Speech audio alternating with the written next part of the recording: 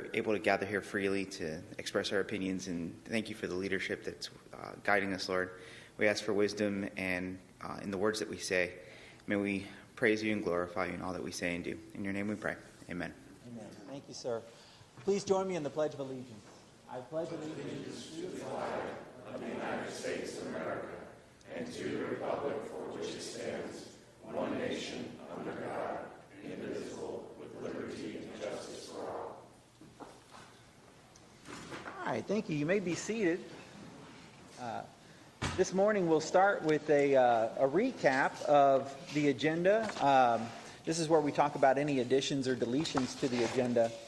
We have no items to be deferred, no items to be revised or corrected, and so far no one's turned any items in to be pulled for discussion.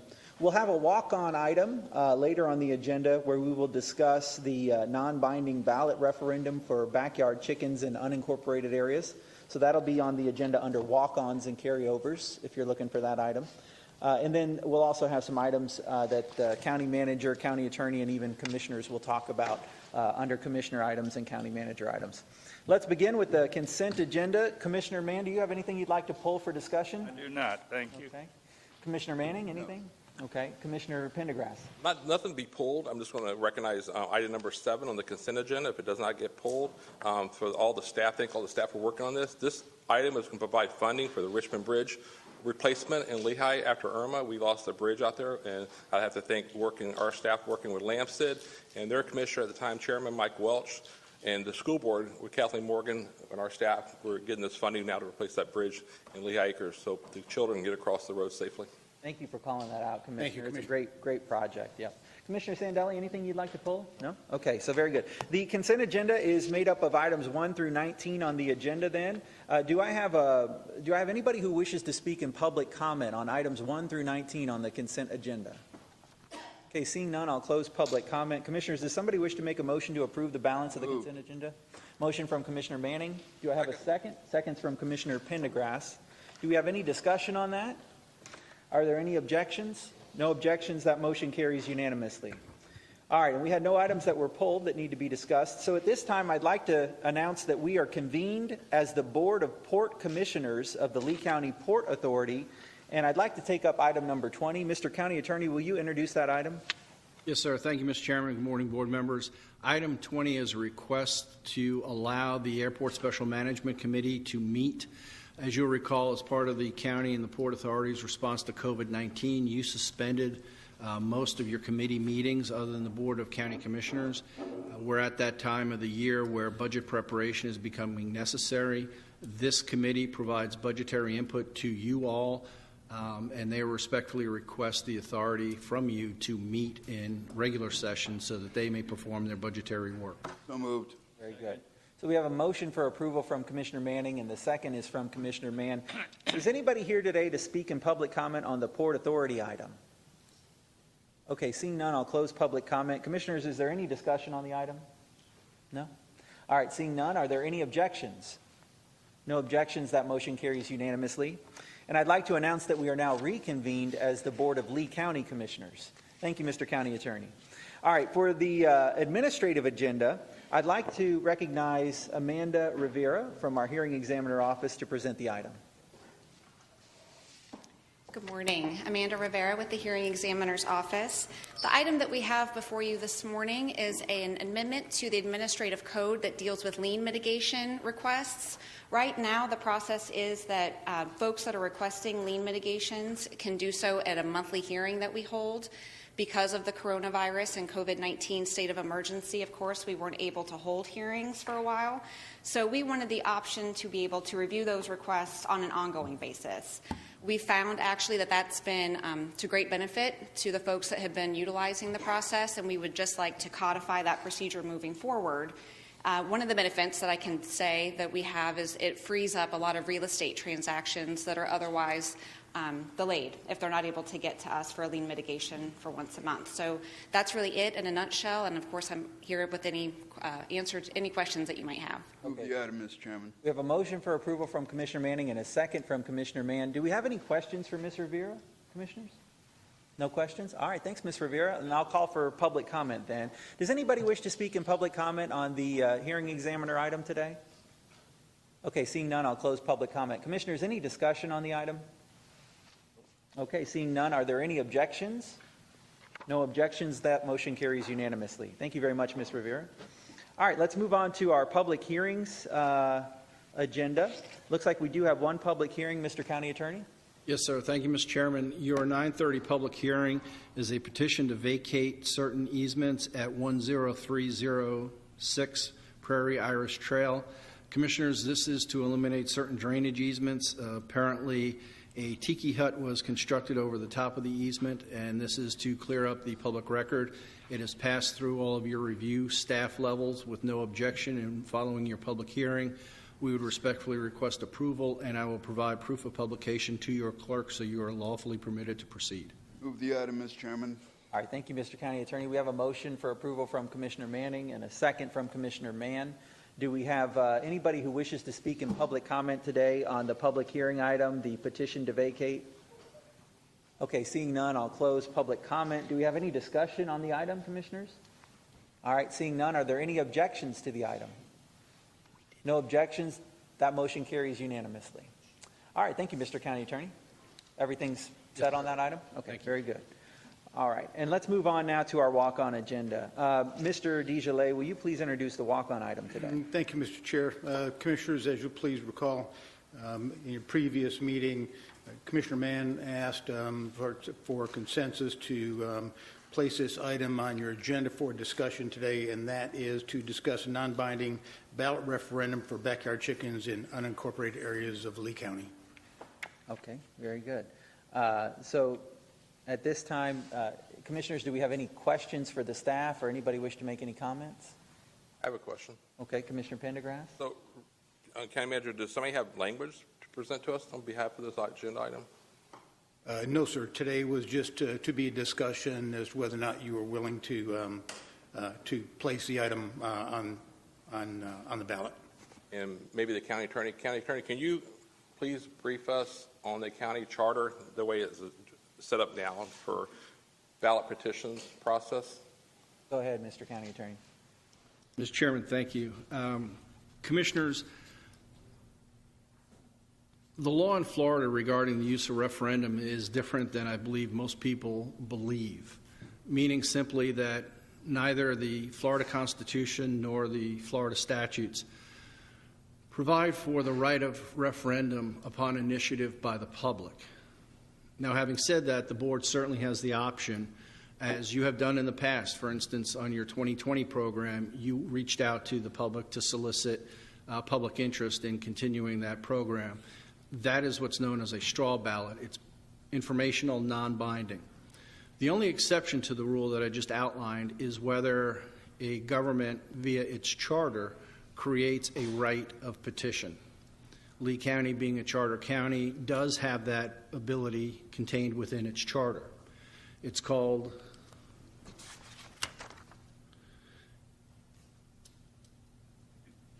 an ordinance by public initiative.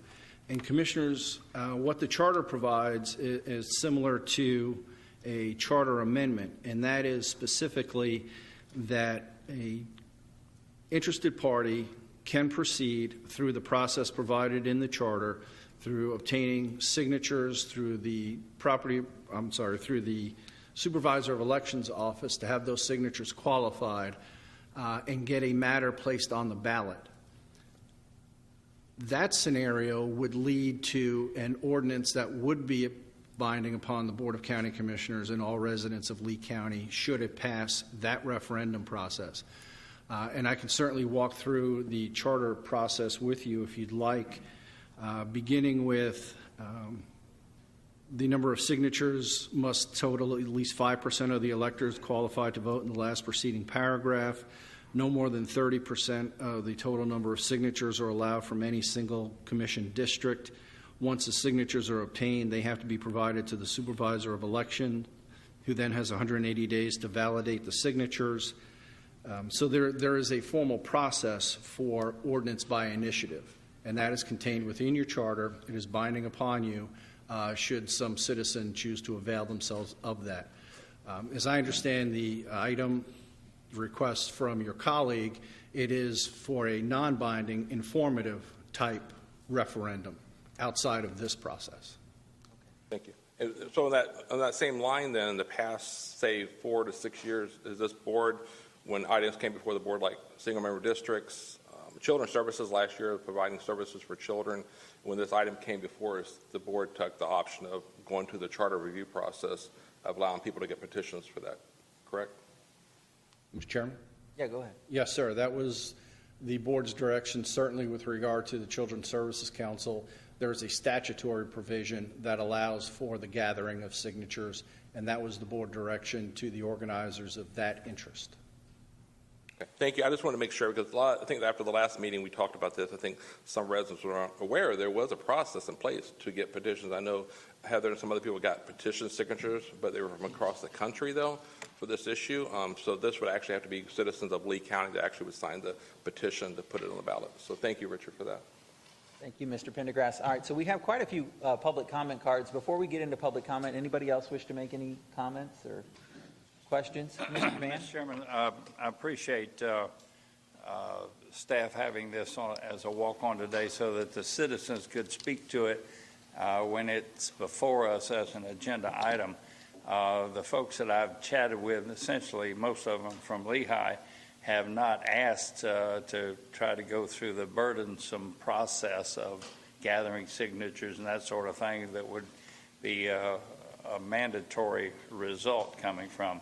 They simply would like to have an opportunity to let the citizens of Lee County express themselves in a, what am I calling it? Straw ballot. And that's what this agenda item is for. We have a calendar working against us, and it was my understanding if the commission did not vote to put this on the straw ballot for the November election, we would run out of time to do it this year. So I'm trying to summarize what the citizens are asking for, and they did it with 3,000 names on a petition signature gathering to show the support for what they're wanting to do.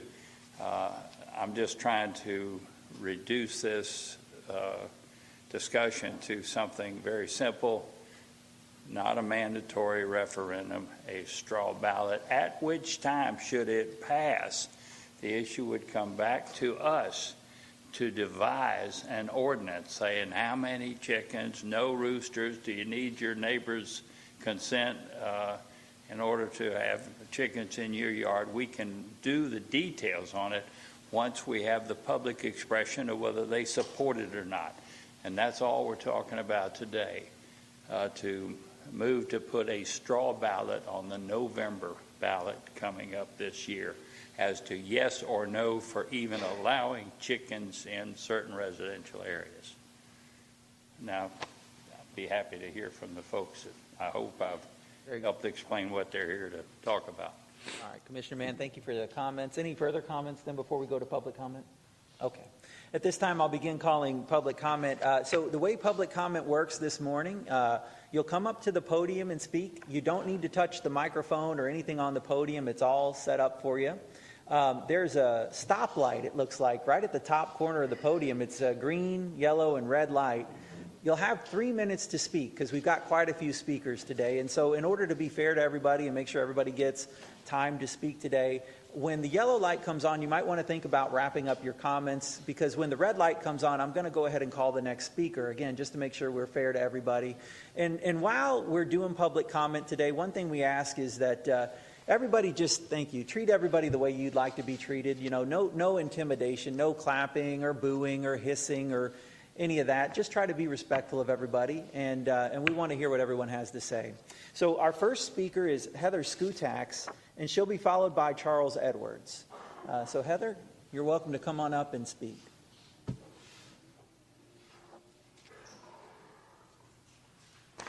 Thank you. Good morning. Good morning. First, I just wanted to share with you some numbers on how popular this movement has become in 5 short weeks. We have over 3,611 petition signatures.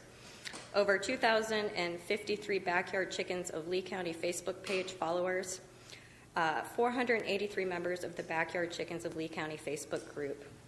And I wanted to define what backyard chickens are because it gives people a different picture in their mind. It's actually urban chicken keeping, where you keep them in an urban environment. And generally speaking, commissioners across the state and other counties have gone ahead and just elected to create an ordinance because there's been very little issues with keeping of chickens as long as there's regulations. There are a lot of reasons why people want to have the ability to keep them, and I'm going to name off just a few. For 4-H educational programs like the poultry program, 4-Hers would like to not have to live in a rural area in order to participate. And it's an important agricultural program for our entire state. We are the agricultural state, and it's important for us to have that tradition passed on where we're still learning how to do agriculture. Teaching our children how to live sustainably and protect the environment, as well as being able to produce their own food, is an important thing to pass down to our children. Being able to live a more sustainable life and achieve food security without government assistance. Lots of people feel that's just a way to be free as an American. To have control over what chemicals, pesticides, and herbicides are in our food. And I'm going to get to that one because that's one of my main reasons why this is so near and dear to my heart. My concern about how my food is produced is because of my experience with cancer in my family. How that brought me to research what's in our food and the safety and nutrition of our food. So the more I found out about what chemicals are sprayed on our food, the more I knew I needed to find ways to produce my own, as that's the only way I had control over chemicals like glyphosate, the active ingredient, and Roundup, which we use as a weed killer. That actually is used on the majority of our crops, corn, soy, wheat, and oats, to dry them down quicker so they go to harvest faster. The problem with that is it's been linked to non-Hodgkin's lymphoma, and there's been class action lawsuits about that, so it's pretty much a lot of people are aware of that. The only way to avoid that chemical on your food is to buy organic and non-GMO meat, eggs, and 100% grass-fed, grass-finished beef. Unfortunately, during coronavirus, those products flew off the shelves, and they were very difficult to come by. So, with my personal cancer risk, eating that conventionally farmed food that's got glyphosate in it, and there are research studies out there that have shown and tested foods, they do have that residue in it. I just don't feel like I can eat conventional food. I need that organic food. I need to have options to obtain it. Thank you, Ms. Skutax. Thank you. Okay, let's call up Charles Edwards, and after Charles Edwards will be Suzanne Skutax. Thank you, Commissioners. You guys have seen me numerous times down here about the same issue. I want to thank all 5 commissioners from the bottom of my heart for finally listening to this and putting it up for a possible straw ballot vote. We really appreciate it. It'll be a good way for the citizens to actually make their feelings heard on this issue and maybe put this to bed once and for all. What I would really like to see is Bonita Springs started with an experimental program to see whether or not it was going to work. After a year, they didn't have any complaints, and it's not an issue there anymore. If we could do that after the straw ballot in Lee County, that would be even better. But in order to make sure that everybody has a time to talk, I'll just say thank you and sit down. Thanks, Mr. Edwards. Okay, Suzanne Skutax, followed by Elizabeth Johnson.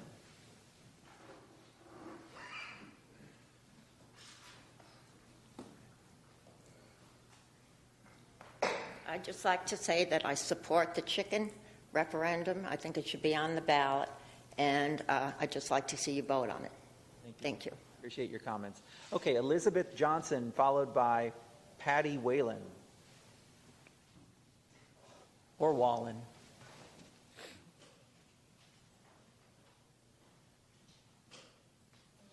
I just want to, again, thank you for this time to be able to talk and to speak. I have 2 boys. We had chickens when we lived in Connecticut, raised them from chicks, and just not so much even having chickens, but just what the kids get out of building the hutch and raising the chickens and just being able to feed your family when, with COVID, not knowing there were no eggs to have that source of protein. I support the having backyard chickens with, no roosters. I understand that with, there needs to be a set of rules and things like that, but I definitely support being able to have chickens, and thank you for this time.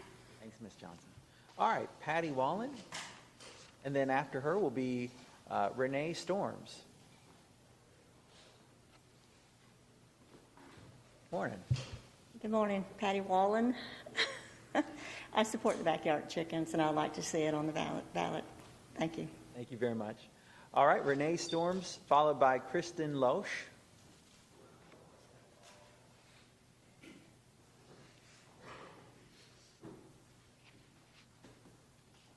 Hello. I support backyard chickens. I have a large family with 5 children, and I think it'll be economical and a part of a daily life for them to learn something new and be able to experience the whole process. Thanks. Thank you, ma'am. All right, Kristen Loesch, followed by Karen Peterson.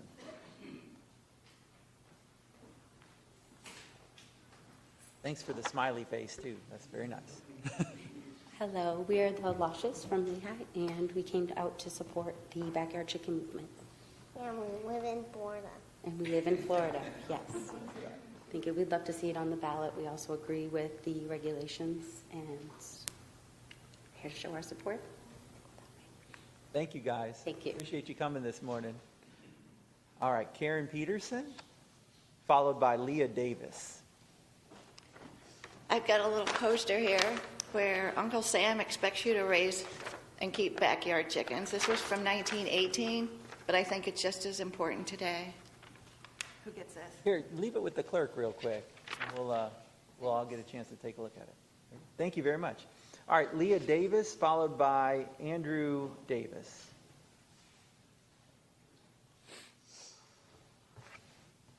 Morning. Hi, good morning. I just wanted to say I support the backyard chickens and would like to see it on the ballot. Appreciate you. All right, Andrew Davis.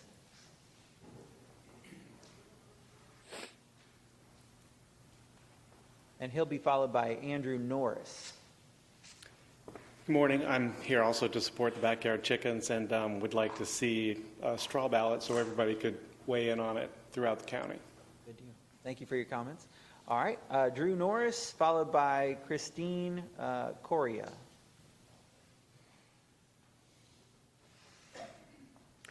Some of the main issues that are argued against the chickens are odors, so I wanted to kind of squash some odor control concerns. By laying any one of various odor and moisture-absorbing, readily available organic substrates in the chicken coop and run, odors from a backyard flock should be non-existent. Two of the most beneficial methods include laying down bulk charcoal and incorporating the resulting compost into the lawn, landscape, and garden. This is a simplistic method of creating biochar. Research shows that properly applied biochar has dramatic effects on soil structure and plant growth in as little as 500 pounds per acre. Charcoal for this application is purchased in bulk or 40-pound bags.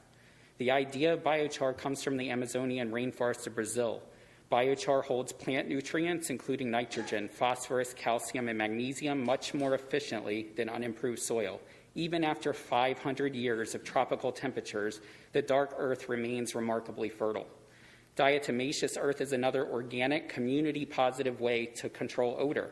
When mixed in the chicken's feed and laid on the coop floor and dusted over the run, the sharp nature of the diatomaceous earth kills fly, eggs, and larvae.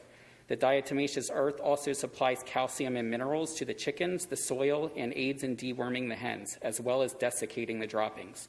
Diatomaceous earth is also handy as a harmless organic method of pest control and prevention against soft-bodied insects, including in the lawn.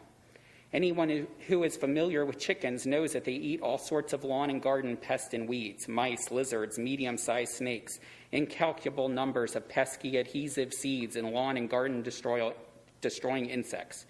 Rather than generating useless and unsanitary droppings like dogs and cats, chicken manure treated with diatomaceous earth and charcoal or other biological means enriches and sustains our lawns and gardens.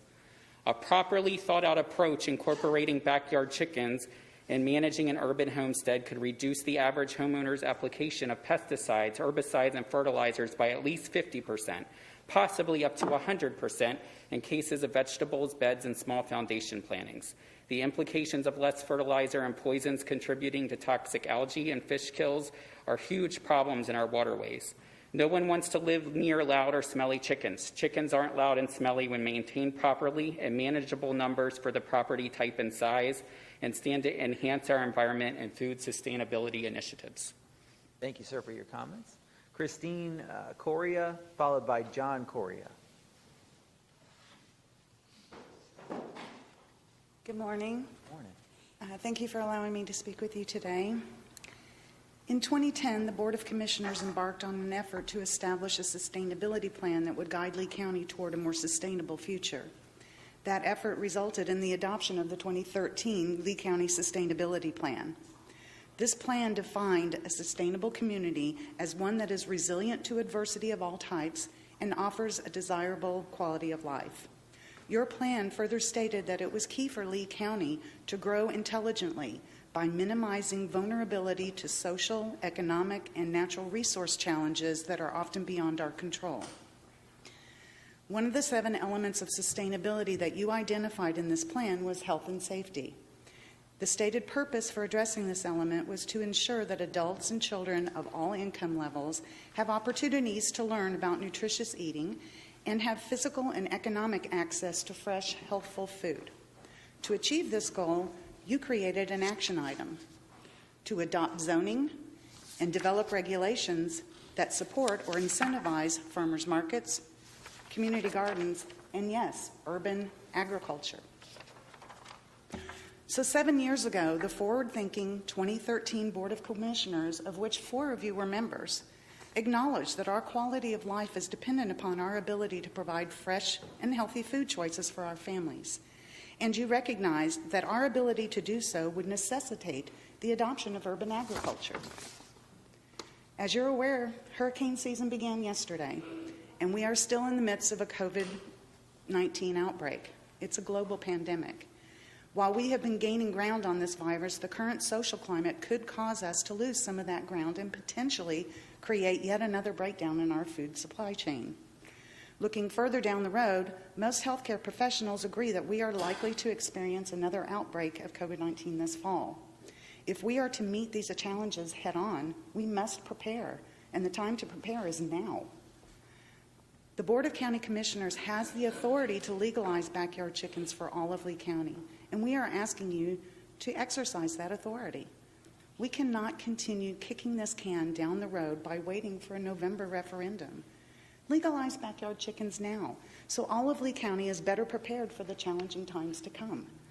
Legalize backyard chickens now, so that together we can all move forward and be closer to the fulfillment of your 2013 plan, a sustainable Lee County. Thank you very much. Thank you for your comments. John Correa, followed by Mohammed Yassin.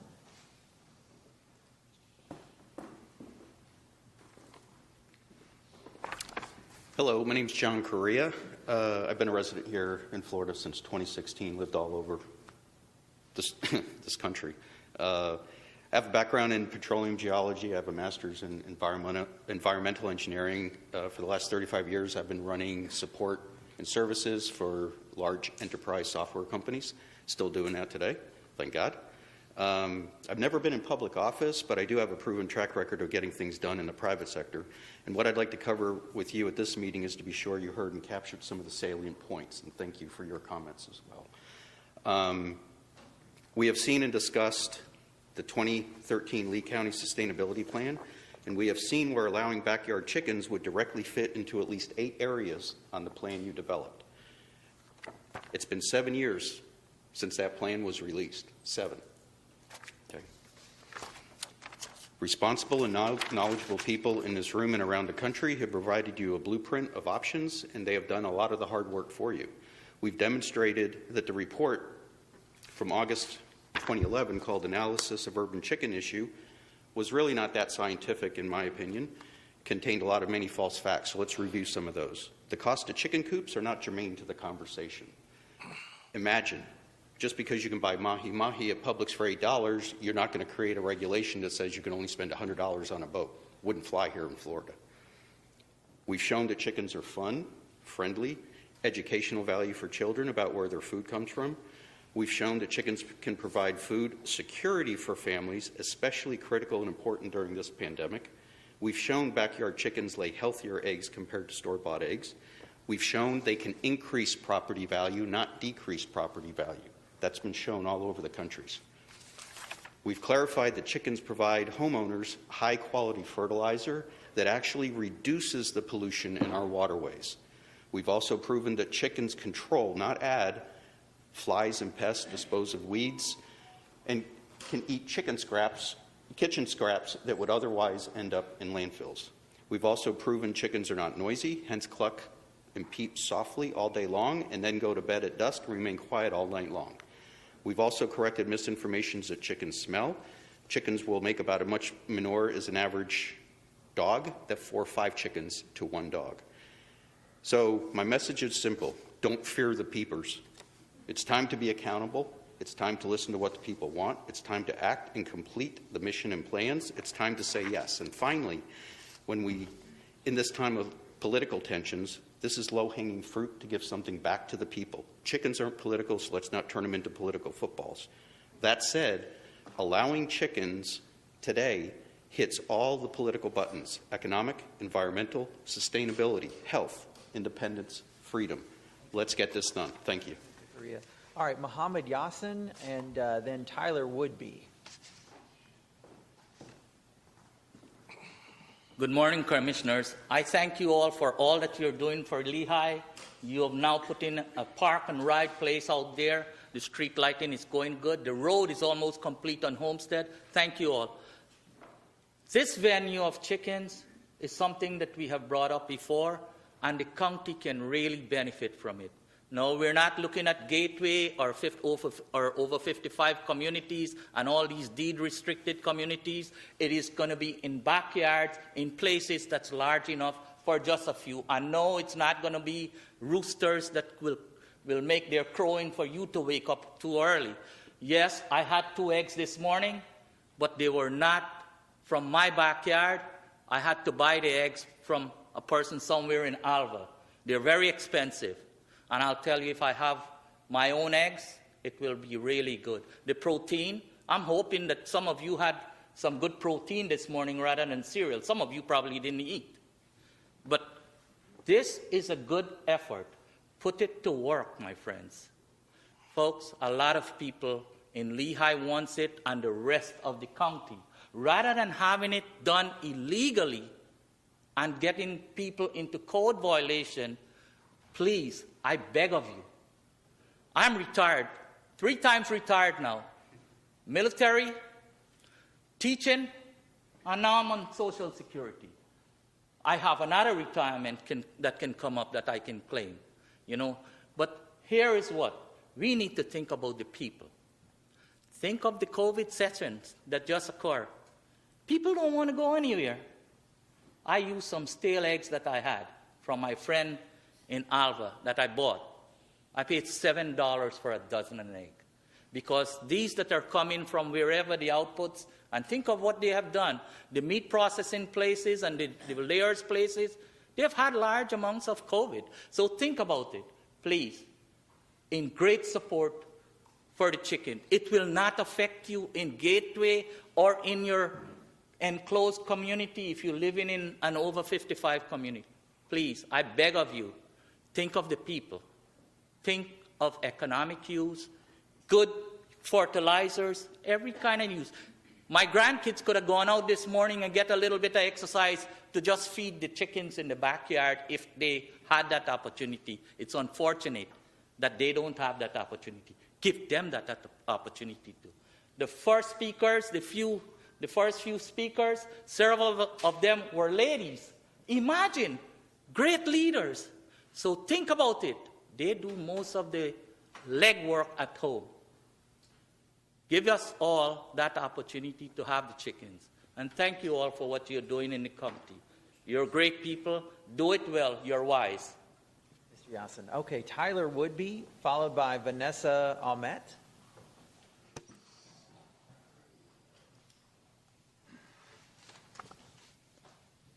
Hello, everyone. I hope you're having a wonderful day. I support this chicken resolution. Please put it on the ballot. Let the voters speak. Thank you very much for your comments. Okay, Vanessa?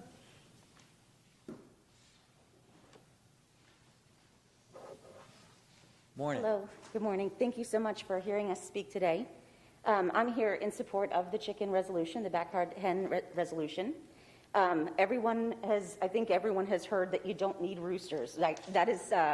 That is something I think needs to be repeated a few times because hens lay eggs without roosters. And as far as the concern for sound and whatnot, dogs and small children are much louder than backyard hens. And we've been waiting an awfully long time to get this passed. Since before she was born, we've been trying to get backyard chickens in Lehigh. I wanted to also state that the nutritional content of the eggs that are produced from backyard hens is significantly higher than that which you get from the mass-produced eggs. Also, the mass-produced eggs are old, sometimes up to 2 months old by the time you get them.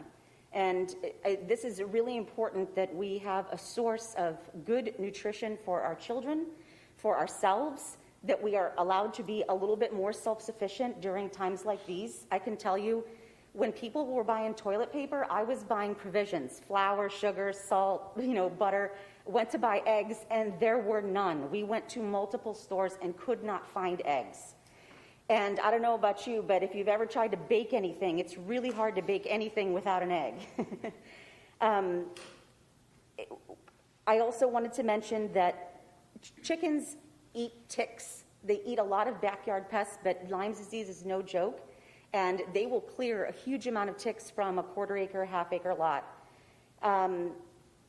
In addition to that, only about 2% of the world's population knows how to grow and produce food, and most of them are approaching the age of 65. The average age of the farmer is about 57 years old at this point, so that's going to be a problem for us in the future. And teaching our younger generations how to grow and produce food is an important part of our future. Lastly, I just want to say, obviously, City of Fort Myers has a resolution for chickens, and so does Bonita, and my goodness, even New York City allows hens to be raised in an urban setting. So we ask you to please consider passing this. We need it for ourselves, for our own food security, and for our future generations as well. Thank you. Thank you very much. Appreciate your comments. Thanks for bringing your helper along with you, too. All right. Does anybody else wish to speak? If you'd raise your hand real quick. Okay, we got a few more. Well, I'm going to start from the far right and then just move back over. For those of you who raised your hand that want to speak, we've got comment cards out in the hallway. If you'd fill out a card and bring it up to me, I'll call your name. In fact, we'll wonder if somebody back there can help point out where the cards are. Oh, are they all gone? Okay, so we're out of cards. We'll try and get a few more. Oh, here's another stack. Good deal. All right, come on up, sir, with the blue shirt, and then we'll, like I said, we'll just start.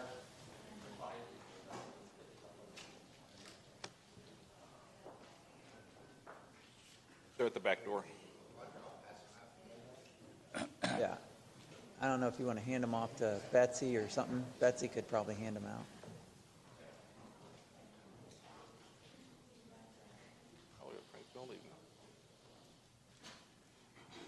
There you go.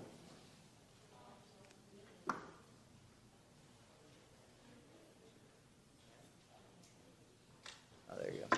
All right, and so if you'll just bring those up while the speakers are talking, I'll go ahead and we'll run through those as well. All right, where's our first speaker? The gentleman in the blue shirt. Oh, he's filling out his card too. You can fill it out after you talk, sir, if you want to come on up and. Oh, okay. Thank you. Oh, right. I'm deaf, folks.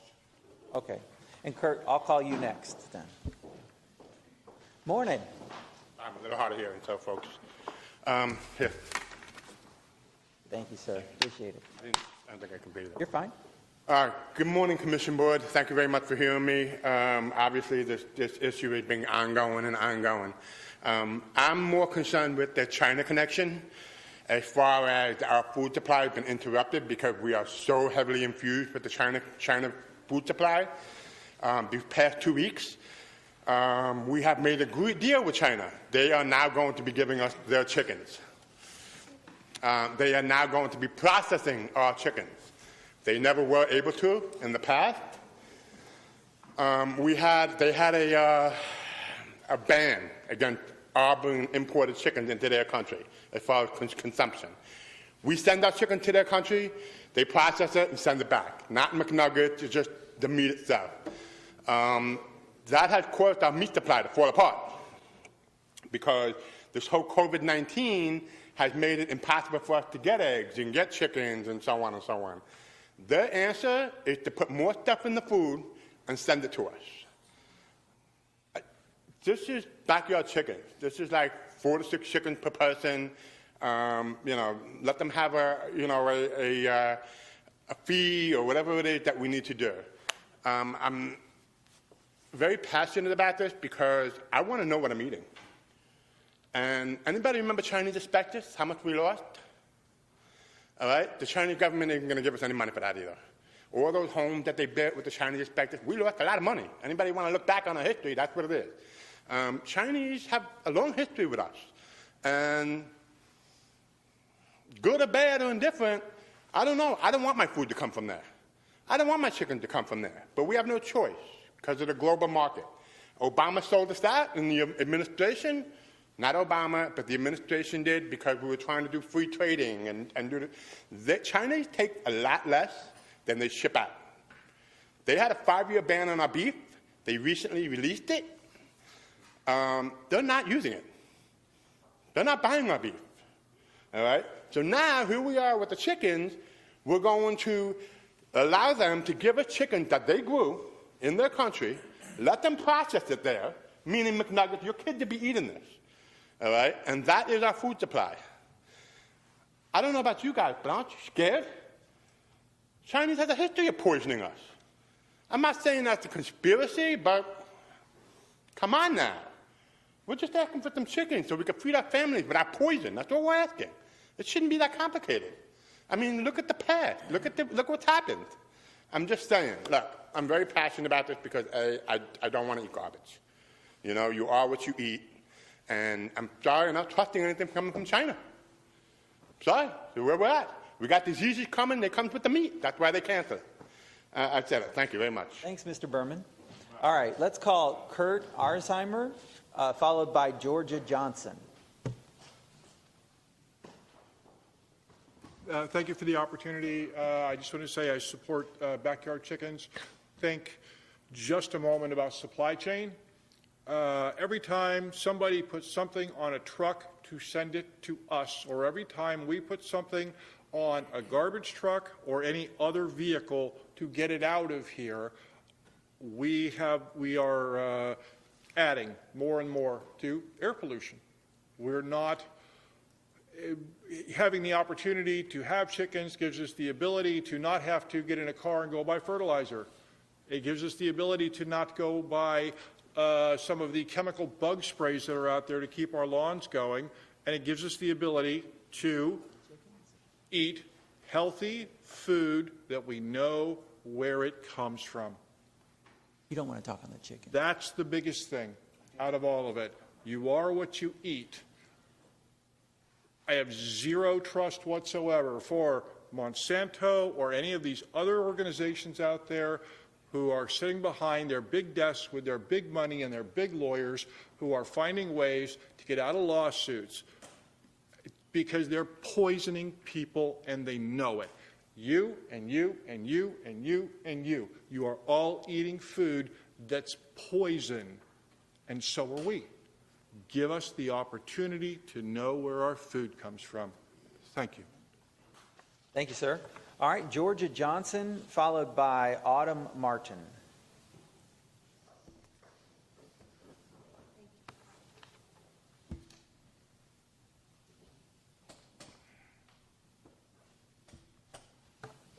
Good morning. Morning. I just want to thank you for the opportunity to speak, and thank you for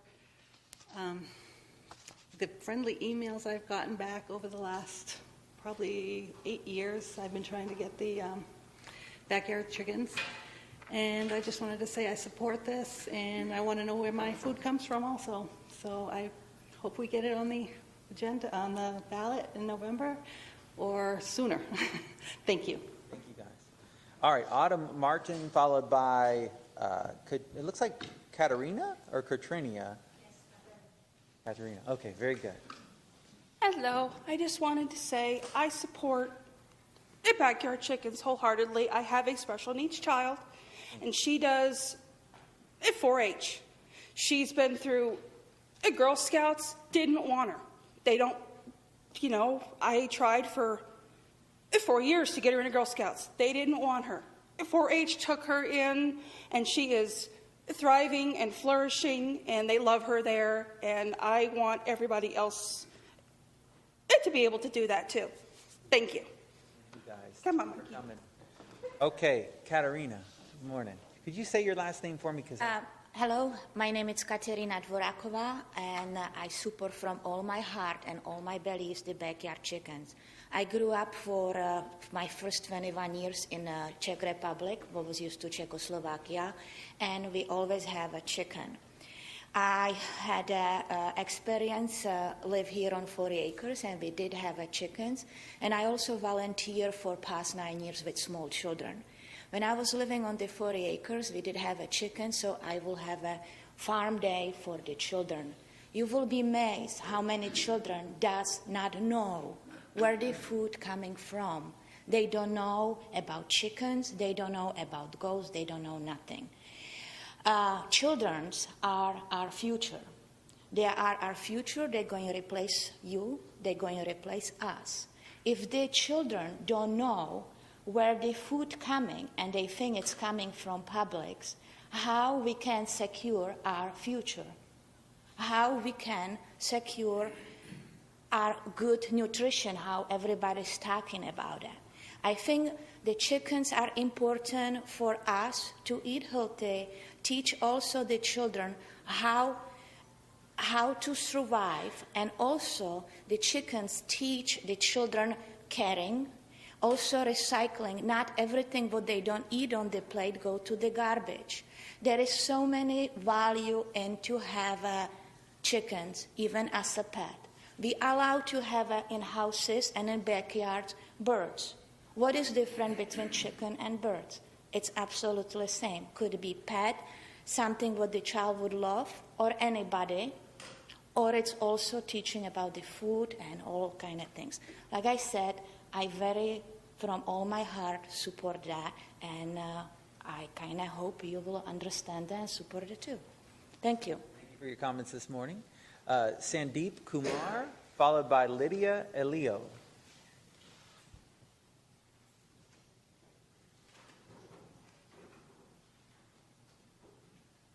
Morning. Morning, sir. Thank you, everyone. I'd like to, some of these points I think some of them have spoken about, but I'd like to reiterate,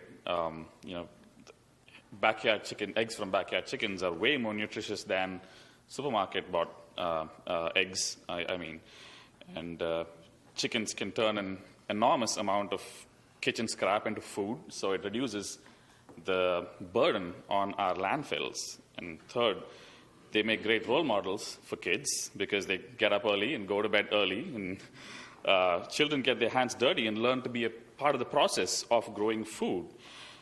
Fourth, I don't know anyone who's ever had to keep up at night because of chickens. Dogs keep us up, children keep us up, but chickens, no. Roosters, yes. So the other thing is about chickens smelling, and I think there are always people who would be negligent and not take care of themselves or not take care of their children. And somebody was saying that every year 50 children die from drowning in backyard pools, but we don't, make that illegal. So I think just because a few people are negligent, it should not, affect everybody else. And we should have the freedom to grow our own food, and of course it should be regulated. Having 500 or 1,000 chickens in a quarter-acre yard is not reasonable, so it should be regulated. Maybe roosters should not be allowed, and there should be a limit on how many chickens you can have, and so on and so forth. And just because backyard chickens are going to be legal, not everyone is going to have it all of a sudden. And but anyone who is interested in having backyard chickens should have, and who wants food security should have the right to food security. And lastly, I think the fact that nobody is here to speak against backyard chickens here is very telling. Thank you. Thank you, sir. All right, Lydia Elio, followed by Jennifer Elio.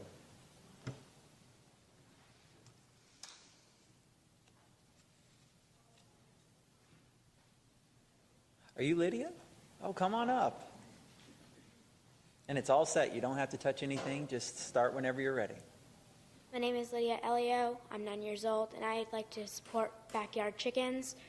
For one, I really love to bake. It better from the backyard. Eggs are better, and they're fresher, and it's better for your food. So I support backyard chickens. Thank you. Thank you for coming this morning. You did a great job. All right, Jennifer Elio.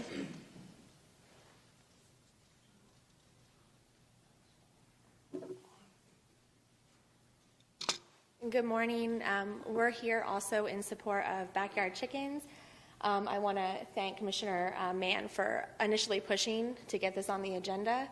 It's been something that we've been fighting for a long time, and we're here. My whole family is in support of it, so we thank you. Thank you very much. All right, looks like we have Linda Seihard. Linda, and then followed by that's Jacob Elio. So we'll do Linda and then Jacob.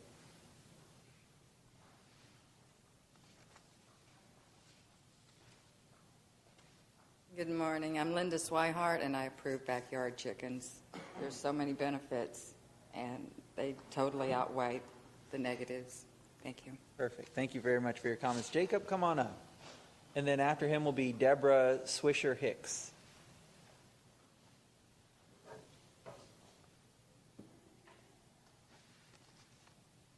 Morning, sir.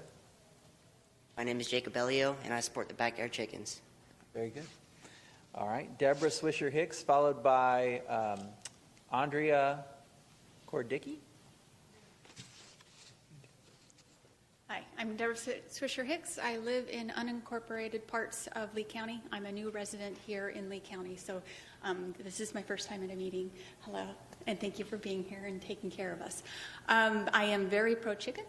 I lived in a previous county that allowed chickens within certain parameters, and there wasn't an issue unless there was someone who, like another gentleman said, didn't take care of the chickens. But that one person should not spoil it for everybody else. If you cracked open a chicken that was raised from your home in your backyard with your items, you would see that the yolk is a very bright, very vibrant yellow-orange color. When you crack open a processed cooped up chicken with a certain amount of feed, and you crack that open, you'll see a very light colored yolk. That is the protein. That is what you're eating. That's what we want. We want our chickens to be healthy. We want our yards to be taken care of by the bugs. We want their poop because it's very good for our lawns and our gardens, and it also self-sufficient. I want to be able to go into my backyard, get my eggs from my chickens, and bake my bread, make my cookies, have an egg breakfast from my own yard, and not have to worry about, are they going to have eggs at the grocery store? Are they going to be able to accommodate all of us? What happens if there's a breakdown in the system? We've already seen that, and it's not fun. I'm very pro-chicken. Thank you.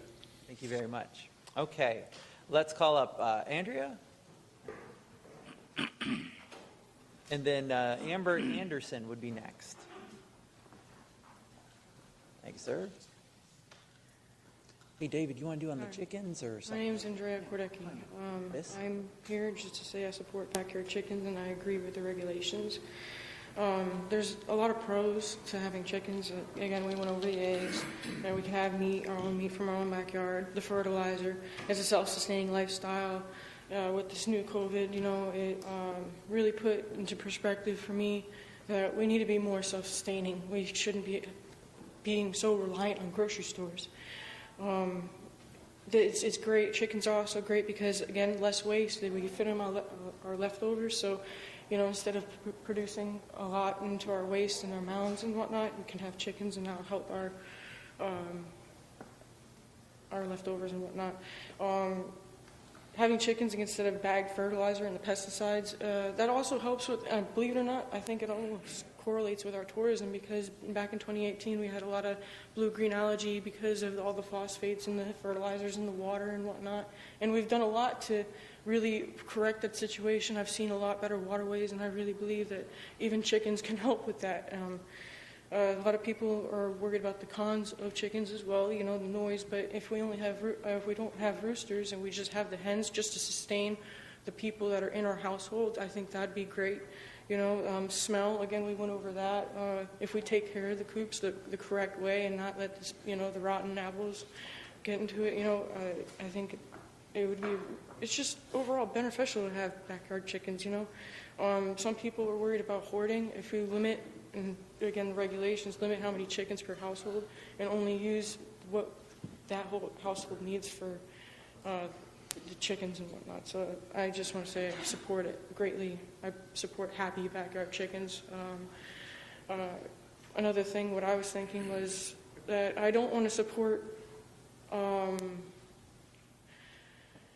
grocery store chicken eggs, because I think about the poor chickens that are in the 1 foot by 1 foot square cubicles where they don't get to experience their life. They're not happy. And I'd rather know my egg comes from a happy chicken in my own backyard.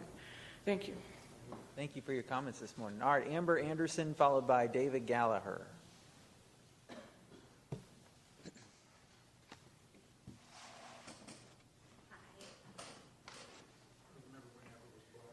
Really? Wow.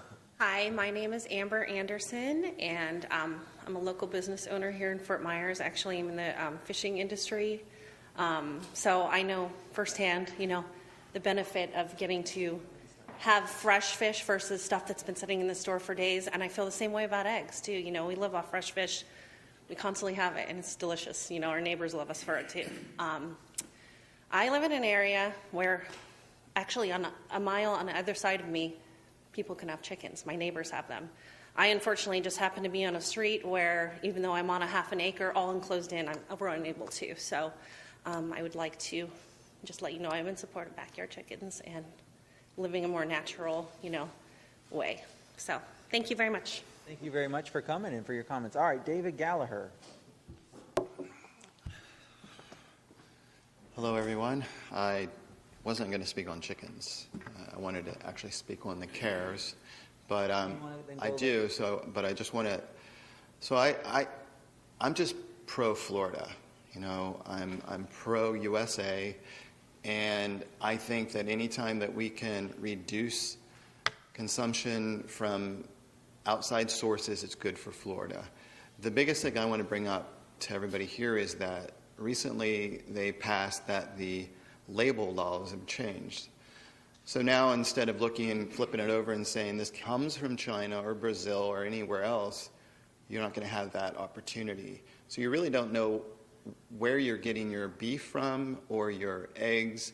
So with that said, I totally support this, but I support Florida. I think we should, as a state, we should be looking in cattle and be, as a state, even more self-supportive. So pro-USA, pro-Florida, and conservative, and totally believe that if it's going to be done, we should be supporting our community. And that's it, but I'm really wanting to talk about the CARES. Okay, we'll get you back under public presentation of matters by citizens. All right, so yeah, we're going to do public presentation of matters by citizens later. You want to talk about chickens? All right, Danny Ballard, come on up and talk to us about chickens.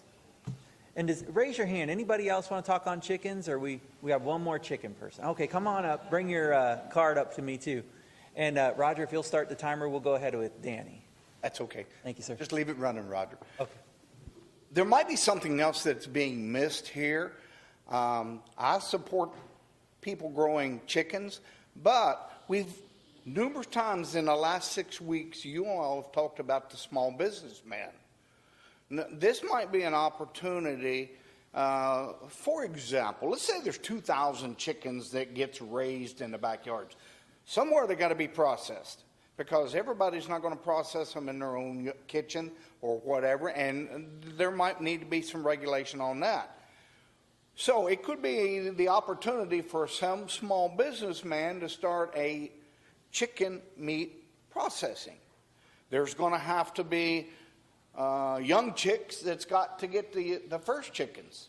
So once again, there is somebody is going to sell these people that want to have the chickens in their backyard chicks. That's increasing into the economy. I just see it as it can be more than a win-win-win for raising chickens in the backyard for eggs and meat and all the other, and we may be missing that point. So just keep that in mind also when you think about putting it on the ballot. You might be improving the economy in other ways. Thanks, Mr. Ballot. Appreciate your comments. All right, we have Hillary Maines, and then I believe that's the last card I have. Okay, well, you spoke already. So, yeah, go ahead. One shot, yep. Hello, everybody. Thank you for having us today and listening to what we have to say. I know that I really wanted to come talk to Commissioner Pendergrass because we met him when he was campaigning back around in 2012, I want to say. And he really supported backyard chickens and the whole message and everything like that. But it sounds like something happened in 2016 that made him change his mind, made him see the opposition, as I've heard said, standpoint more. And I think that's a great idea about the referendum, is we get to really see how we feel as a county. It's not something that's done that's, oh, you guys made the decision and it's a political thing for you. This is something that allows us as the county to say, hey, this is what we need and this is what we want. We want sustainability. We want urban agriculture. We want good soil, and we want clean, organic fertilizers. We want to be able to have chickens as pets, and we want to have our children grow up learning from them, seeing the lessons that they can learn only from a chicken. Chicken goes through labor every day. Thank you for your time. Have a good day. Thank you, sir. Appreciate it. All right, anybody else want to speak then? All right, very good. We'll close public comment at this time and go back to the board for discussion. Commissioner Mann?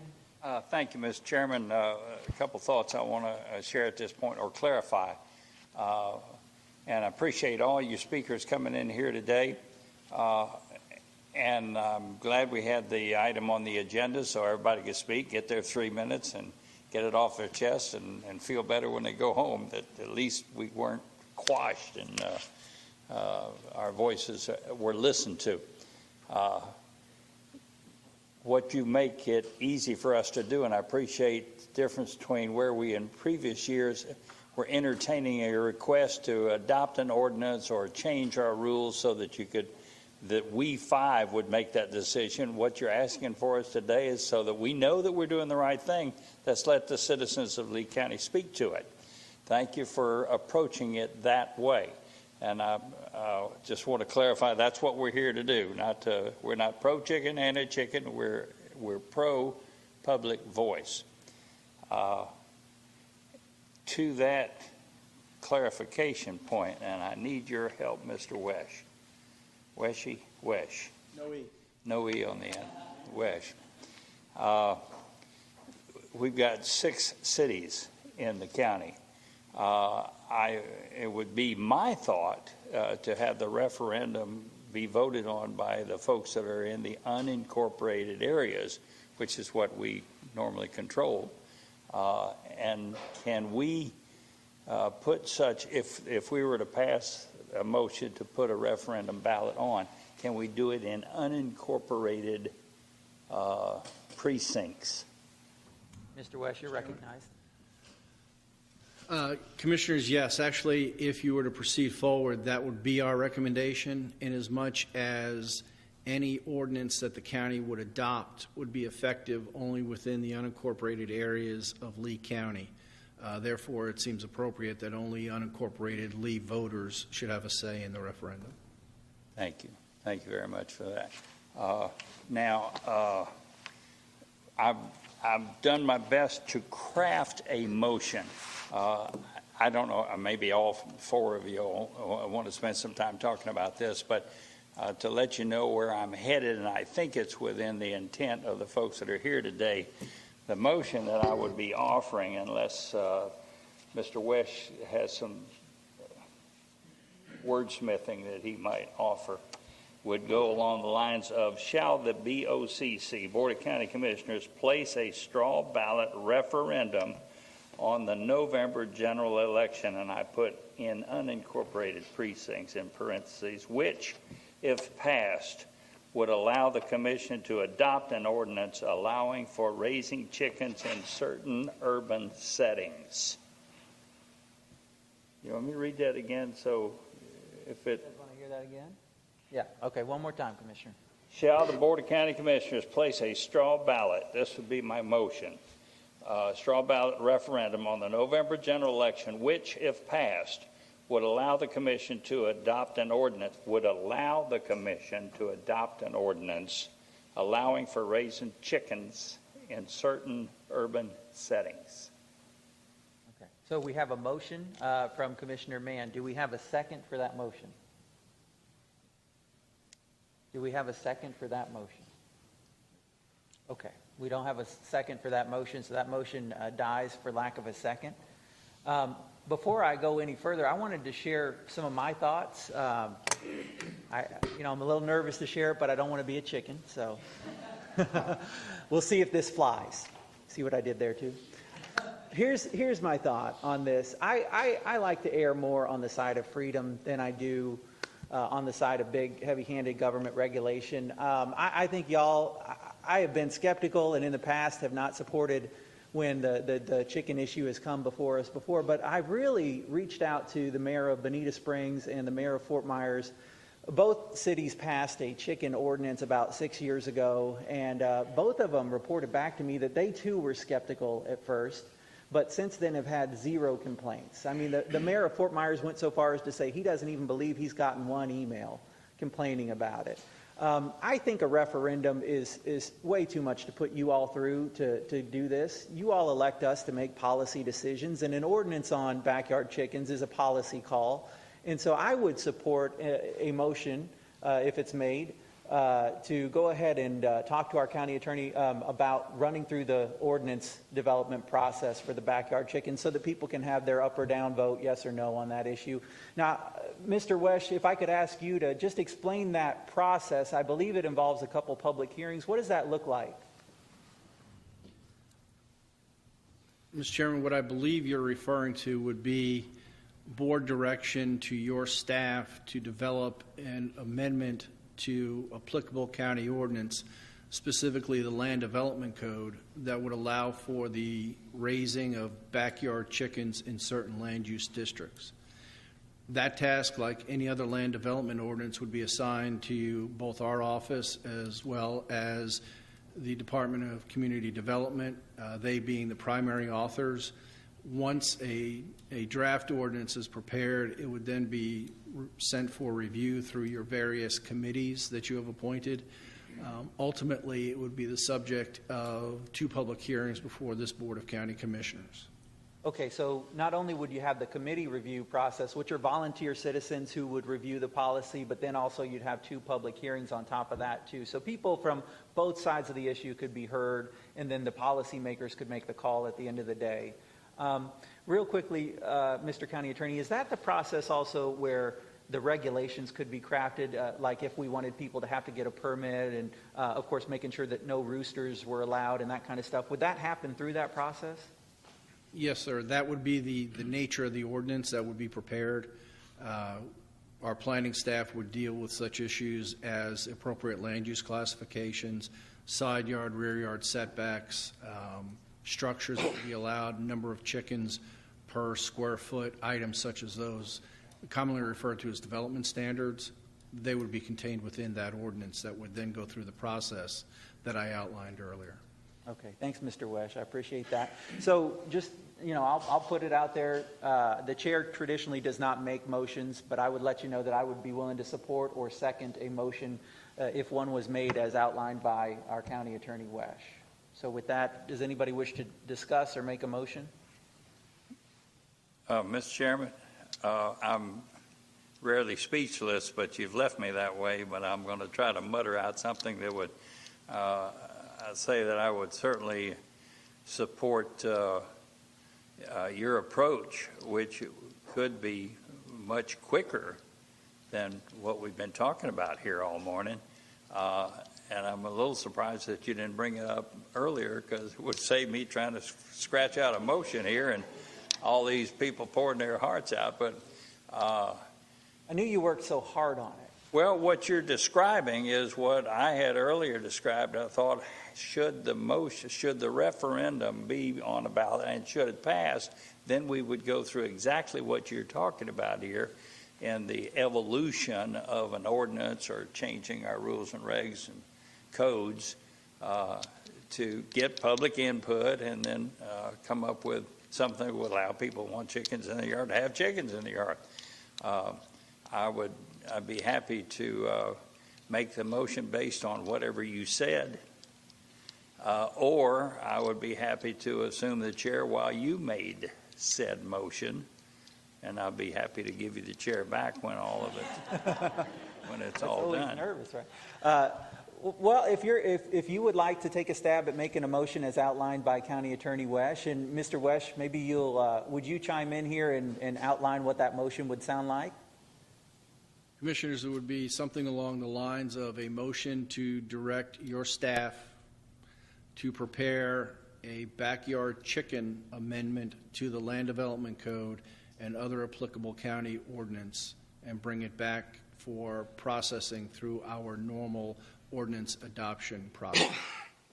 I wish I'd have thought of that myself, but I'll go with exactly he said in the form of another motion. Okay, so Commissioner Mann has made a motion as outlined by County Attorney Wesch. Do we have a second for that? Doesn't necessarily approve the item, it just gives people a chance to go through the public hearing process. Do we have a second? Second from Commissioner Sandelli? All right. Do we have any further discussion, Commissioners? Commissioner Pendergrass. Thank you, and thank you, Chairman, for bringing this up. And so everybody understands that there's a process to go through here, and I actually spoke to one of the speakers before the meeting today, and my concern with the referendum was, and I know that's off the table now, is, like I said earlier, this board has turned down opportunities in the past to put like children's services on the ballot and other things like this, and there is a process. And actually, I've talked to our community development staff about this item, and we go through every 2 years. We go through land use comp plan changes every 2 years. So this fall, our land development codes come up for review anyway. So this could be a part of the normal review process. So it's not something maybe I don't know if you guys want to think about changing the motion, but our staff is already working on our county lands now, working on that now as far as adapting those changes. So maybe that could go through the regular process, or if you want to do it separate. And so everybody here, thank you for coming down, and yes, thank you for remembering, yes, I do love chickens, and my daughter is always telling me she wants a Plymouth, this, and everything, and my best friend sells them, and I get fresh eggs from Buckingham Farms and everywhere else. So, but my problem is when I lived in Briarcliff, I had chickens and stuff, but I knew when I moved to my current community that I had to change. I could not change my neighbor's rules. And I thank you for the one person speaking today saying how she moved or a mile away on both sides. They know they have chickens, but they currently can't have chickens. And I know this one crowd, and Christine, I think, was here today. She contacted my office before she bought a house here recently and was told you're not allowed to have chickens in the neighborhood. So it's kind of hard to change the comp plan and change land use based upon people moving just because they know they can't have chickens somewhere. So thank you for making that motion. But there is a process we go through, and it will be public hearings. And over the weekend, we got hundreds of emails opposing this. So I'm sure we'll hear from both sides through that public hearing process. Yeah, we will, absolutely. Commissioner Sandelli? Just my own thoughts. And Chuck and I have done our own research on certain issues and stuff like that. So, Chuck, thank you for that. My concern with the original offering here was the fact that I received a number of people that were opposed to it. My goal, representing all of Lee County, was make sure we had as much public input as possible, pro and con. And so I thank you for the motion here. I thank everybody for taking the time to come out. A lot of people are passionate about something. I think by going through this process, we'll get the right amount of public input and let the people determine. So I think I would support it, and I hope people turn out and are as equally involved as this group has been. Thanks, Commissioner. Good deal. Any further comments, Commissioners, then? No? Seeing none, then I'll go ahead and call the question. Are there any objections to the motion on the floor? Okay, no objections. That motion carries unanimously. Thank you very much, folks, for coming down and for your input today. And And we'll go ahead and pause if you guys want to leave and head out, and then we'll resume the meeting.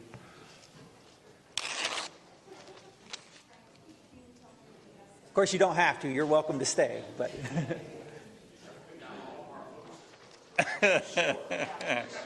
the chicken vote. Yeah, I need it. Yeah.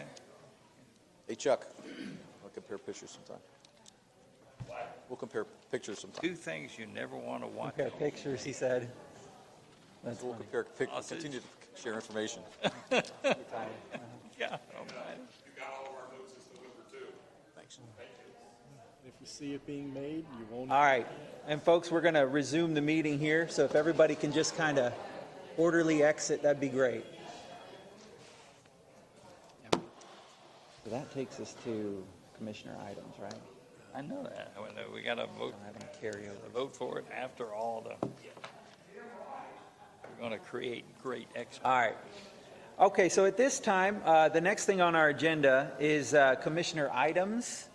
So moving on to commissioner items, Commissioner Mann, do you have any commissioner items? Mr. Chairman, would this be the time to take up a request from the Regional Planning Council? I think it would be to send a letter of support. They want to get a grant from the Department of Economic, what do we call them? DO, Opportunity, EO, for a grant that will allow them to pursue a study on septic tank sites throughout a 6-county area, from Sarasota south to Collier. But I was advised by staff this morning that what they're asking to do duplicates what we have already done in a much more intensive manner through some of the workshops we've had and the experts we've hired outside to come in and look at that. And we're in the middle of such a study, even more involved than what this calls for. But other counties may not be doing that. So staff has suggested that I move to have the chairman send this letter, but exclude Lee County as part of the study area and leave the other 5 counties in this region so that they can take advantage of this grant if it's available, and then the information that it develops. So that's my letter, to have the chairman send a letter of support for the RPC request, but excluding Lee County as part of the study area. Commissioners, do we have any I have a comments? question. Commissioner Pendergrass? I'm the liaison on that committee also. The first I've heard of this was this week. And since we opted out from funding the RPC, and I know we're still voting members there, I'm not sure if it's appropriate for us to still support their initiatives without any standing as a paid member, since we, along with other counties, have not been paying towards the RPC. And we all, Commissioner Mann's been in the meetings with me now. He's actually even said himself, they're just trying to facilitate grants to stay alive and keep their the doors open. I understand that, but I understand we're already doing that. We're also be competing for the same grant also. So I'm not sure if it would be the best interest of Lee County taxpayers for that. Any other comments, Commissioner? And we don't represent the other counties too. I'm sorry. That's what I was going to say. I would wholeheartedly agree with you, Commissioner Pendergrass, and what you're saying as well. Mr. DeGilet, did you have any comments as to Commissioner Mann's request? Thank you, Mr. Chair. At the board's pleasure, I can ask Mr. Harner to walk you through the efforts underway by Lee County on the issue of septic tanks identification, point source pollution, and future recommendations for pollution mitigation, if you like. Any other comments are just simply, the work that you've authorized us to do is already far beyond what this study contemplates that's been presented by the RPC. The grant that they're applying for, we believe, is between a $25,000 and $50,000 grant, and that's certainly not enough money to do an in-depth study in one county, let alone 5 or 6 counties. But if, from our perspective, that's something they'd like to do, we certainly don't object. And if, in fact, they take up the study, we're happy to share all of our data with them. But I suspect that their efforts will be duplicative of some efforts going on in other counties as well. I know that Charlotte County already has a septic tank replacement plan in place. They've been working on it for a few years, so it's, we're happy to go through it in more detail if you like, but otherwise, yeah, be the will of the board. Well, I guess let me do this then. So Commissioner Mann has put forward an idea about a letter to... Let me make this simple. Yeah, go ahead. Let me withdraw the motion. Okay. Thank you very much. Thanks, sir. All right, very good. Thank you very much. Commissioner Manning, any other items? No? Commissioner Manning? No? Commissioner Sandelli, any items? Commissioner Pendergrass? No.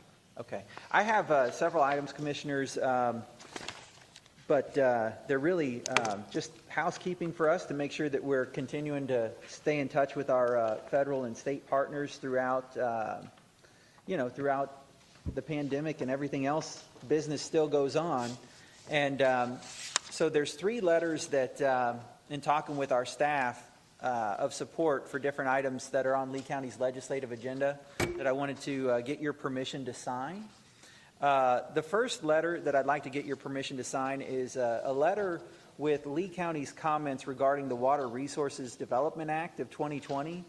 You all might remember that the Water Resources Development Act is an act that's passed every 2 years by Congress, and it's the act that continues the work of the Everglades restoration. And so this year, Lee County would like to give feedback that basically says, we recognize that there are many needs within the system and all users are important. We would like Lake Okeechobee system operators to have maximum flexibility to provide between 750 and 1,000 cubic feet per second of water to us during the dry season. And then we'd also like them to prevent the harmful discharges to our estuary during the wet season. This is a letter that we could also have the other mayors throughout the county sign off, and then we could offer it as a county coalition along with our cities. So would somebody make a motion for me to sign that letter? And motion from Commissioner Manning. Do we have a second? Second. Second from Commissioner Pendergrass. Okay. Do you have any discussion on that item? Just one question, Mr. Chairman. Is this in any way conflict with positions that we have taken earlier on other WRTA acts in Congress, or that the South Florida Water Management District position, is it different from what they are previously supporting? A great question. I did work with our staff, our Director of Natural Resources, Roland Adelini, and Kurt Harkleroad, and even Dan DeLisi, our consultant on that, to craft the letter. And no, I don't believe that it's in any different. That was my only concern. I mean, we've supported WRTA in the past, and it's vitally important, so go with it. Very good. Okay, thank you guys very much. So we'll, well then let me ask, is there any opposition to me signing that letter then? Okay, seeing none, then I'll go ahead and sign that. That motion carries unanimously. Let's move on to the next letter. Was 2 letters to the governor's office. As you know, he's going to be reviewing the budget soon. In Florida, the governor has line item veto power where he can go through and veto certain projects as he's working on the budget. 2 of our projects that have received appropriations, one is the Lee County Sanibel Causeway Shoreline Stabilization appropriation. The other is the Lee County Burnt Store Road South Segment appropriation. The letters basically just support the projects and ask the governor to, please keep them in and fund them. Would somebody make a motion for me to sign and send both of those letters? Sure. Motion from Commissioner Mann, second from Commissioner Manning. Do we have any discussion on that? Do we have any objection to that? No objection. Motion carries unanimously. Okay. And that concludes my commissioner items. Do we have any committee appointments, Commissioner Mann? I do. To the Riverdale Shores Improvement, all 3 of these are to that. Kenneth Killian, Karen Taylor, and Grant Gertman. Second. Okay, we have a motion from Commissioner Mann and a second from Commissioner Manning. Do we have any discussion? Any objection? No objection. That motion carries unanimously. I'll hand it to the clerk. Perfect. Commissioner Manning, do you have any? Yes. Go ahead. I have a reappointment and 2 new appointments. The reappointment is to Edward Elms to the Eagle Technical Advisory Committee. The new appointment is Mark Messelink, I hope I'm pronouncing that correctly, to the Gasparilla Island MSBU Committee. and a new appointment of Brian Cochran to the same committee. Thank you, sir. So we have a motion from Commissioner Manning. Do I have a second? Second from Commissioner Pendergrass. Any discussion? Any objection? No objection. That motion carries. I have no appointments. Commissioner Pendergrass, do you have any? I have one reappointment of Gene Ryson of the East Moloch Water Control District. Second. Motion from Commissioner Pendergrass, second from Commissioner Manning. Any discussion? Any objection? No objection. That motion carries unanimously. And thank you, sir. Commissioner Sandelli. I have one reappointment, Betsy Hyatt, to the Eagle Technical Advisory Board. Second. Okay, motion from Commissioner Sandelli, second from Commissioner Manning. Any discussion? Any objection? Motion carries unanimously. Thank you, sir. All right, that takes care of committee appointments. At this time, we'll move to county manager items. Mr. DeGillet. Thank you, Mr. Chair, and the Commissioner is going to beg for your indulgence and patience this morning. We have a few items to cover with you that'll take just a few minutes, and I'd like to start, please, by asking Mr. Salyer to come to the podium and present you with an update on COVID-19 activities. Thank you. Good morning, Commissioners. Glenn Salyer, County Manager's Office. I would like to provide a quick update on the existing Lee Cares programs and then move into a discussion with you on some specific recommendations for the $3 million food security allocation. Starting with the Business Relaunch program, we have 4,576 applications in the system. These are either underway or completed. In fact, 1,702 of those have been completed, submitted, and I'm pleased to say over the weekend the staff worked very hard. All of those have been processed thus far. Wow, way to go. That very good job by John Talmadge, the EDO team, Tam Pygott, VCB, Mary Tucker, and the procurement staff, libraries, a whole host of people did a lot of work on that. We thank them for that. The small business PPE program, we've made over 1,000 distributions well, let me say we have 1,000 made or scheduled thus far. I do want to tell you that Friday is the final day for PPE distribution, so we are encouraging businesses that have not yet applied to go to the portal, submit that application as soon as possible. I will tell you we have distributed 250,000 masks, 500,000 gloves, and over 5,000 gallons of sanitizer so far. And I appreciate Jeff Milkey and the emergency management team, Parks team. They also have been doing a great job. On the individual assistance side, this is the rent, mortgage, and utilities payments. I want to start the conversation by just acknowledging that the governor did extend his moratorium on evictions and mortgage foreclosures last night, so that extends through the month of June.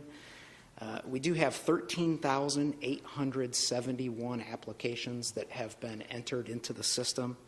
Of those, nearly 5,000 have been completed and submitted, 4,923 to be exact. Glenn, I apologize for the interruption. Would you please just give a brief explanation of what that actually means, submitted and approved?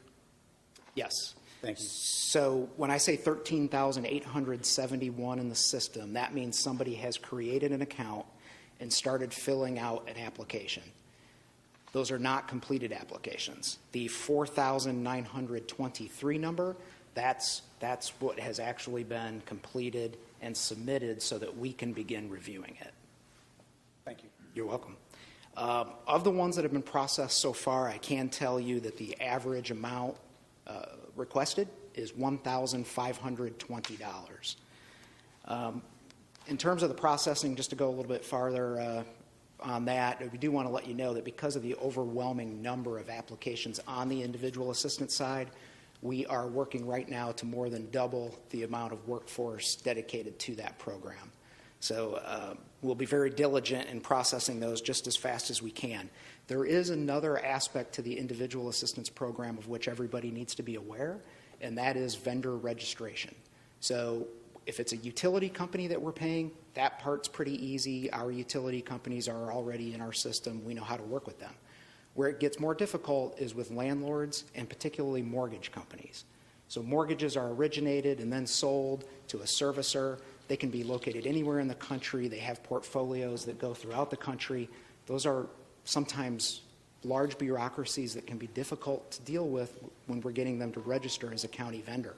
So I just want everybody to be aware that there is a limitation with what we control on the individual assistance program. And then finally, on Childcare Assistance, the United Way is accepting the applications already through the selected providers. I don't have any numbers for you yet because they do go through the provider for the application, and many of those providers, of course, are not quite open yet. Mid-June is the starting point for a lot of these programs.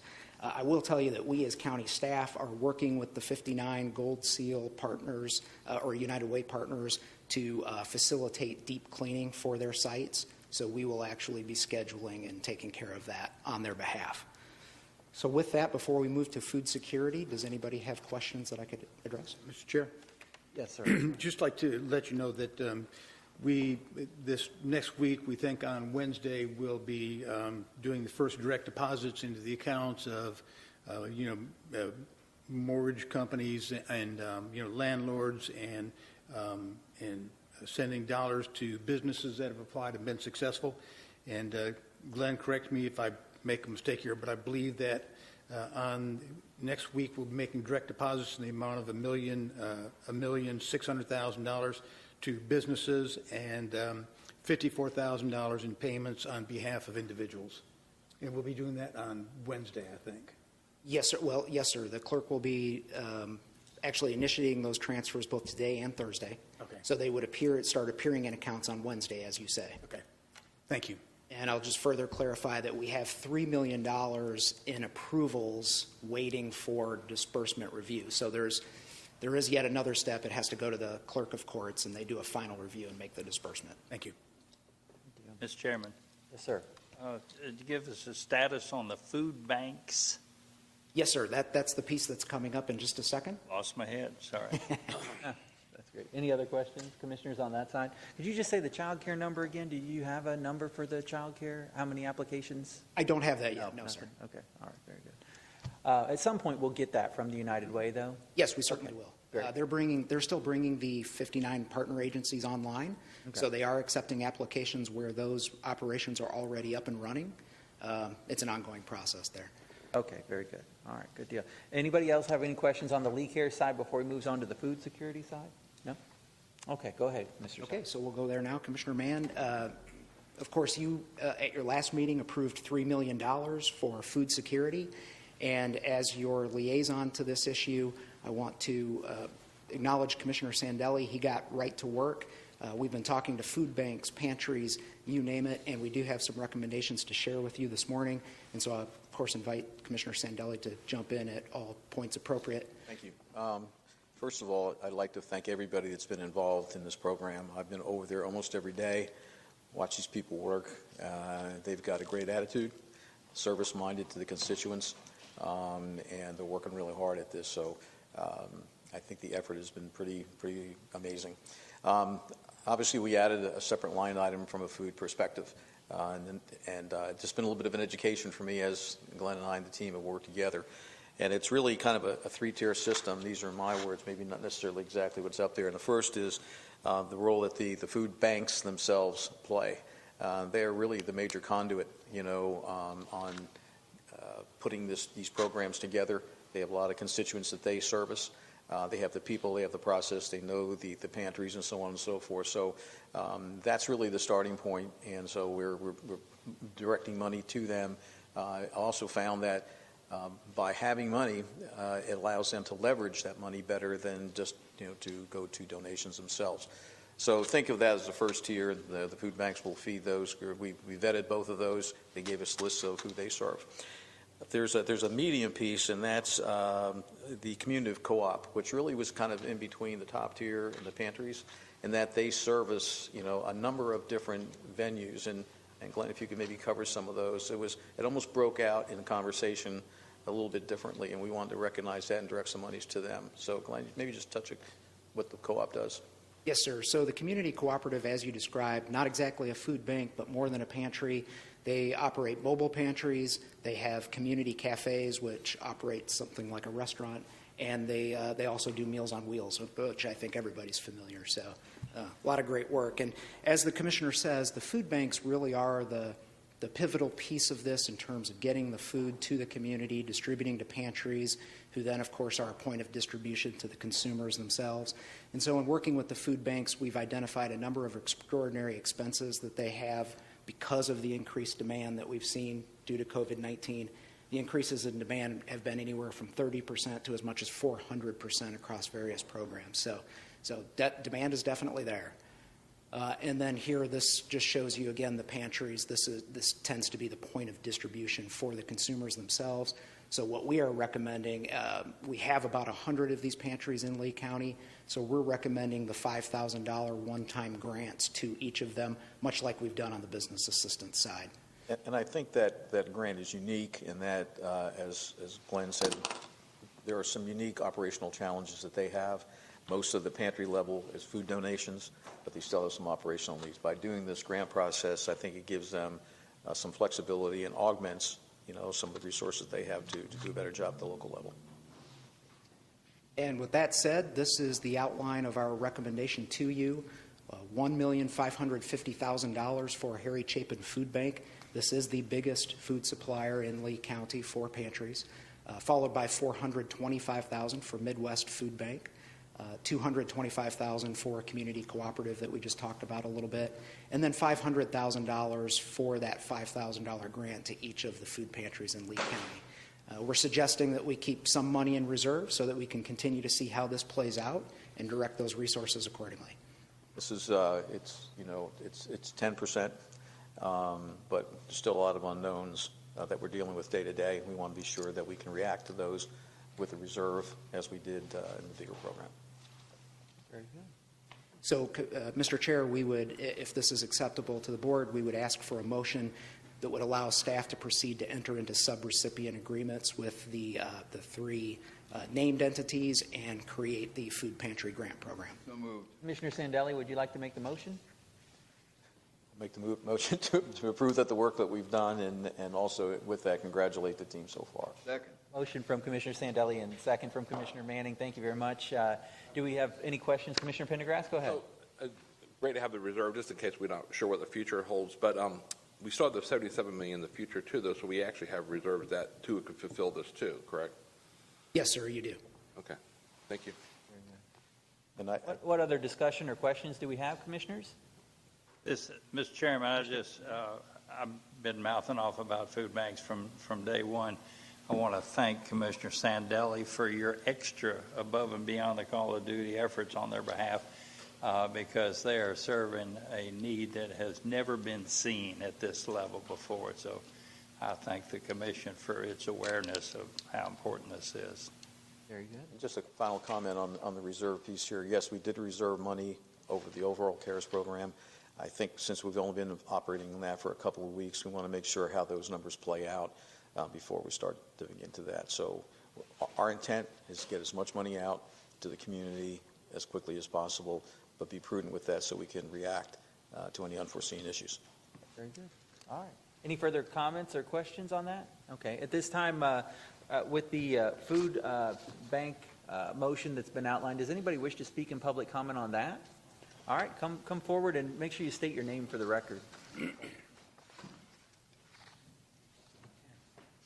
Thank you. I did submit a card there. My name is Joe Gallagher, and I do represent St. Martin de Porres, which is a pantry. And just to let you know, we do get a lot of food from Harry Chapin Midwest Food Bank, but we do have to purchase a lot of ourselves as well. Just to let you know that the food doesn't only come from the food banks; that the pantries themselves have to purchase food and other supplies. So that grant is very welcome.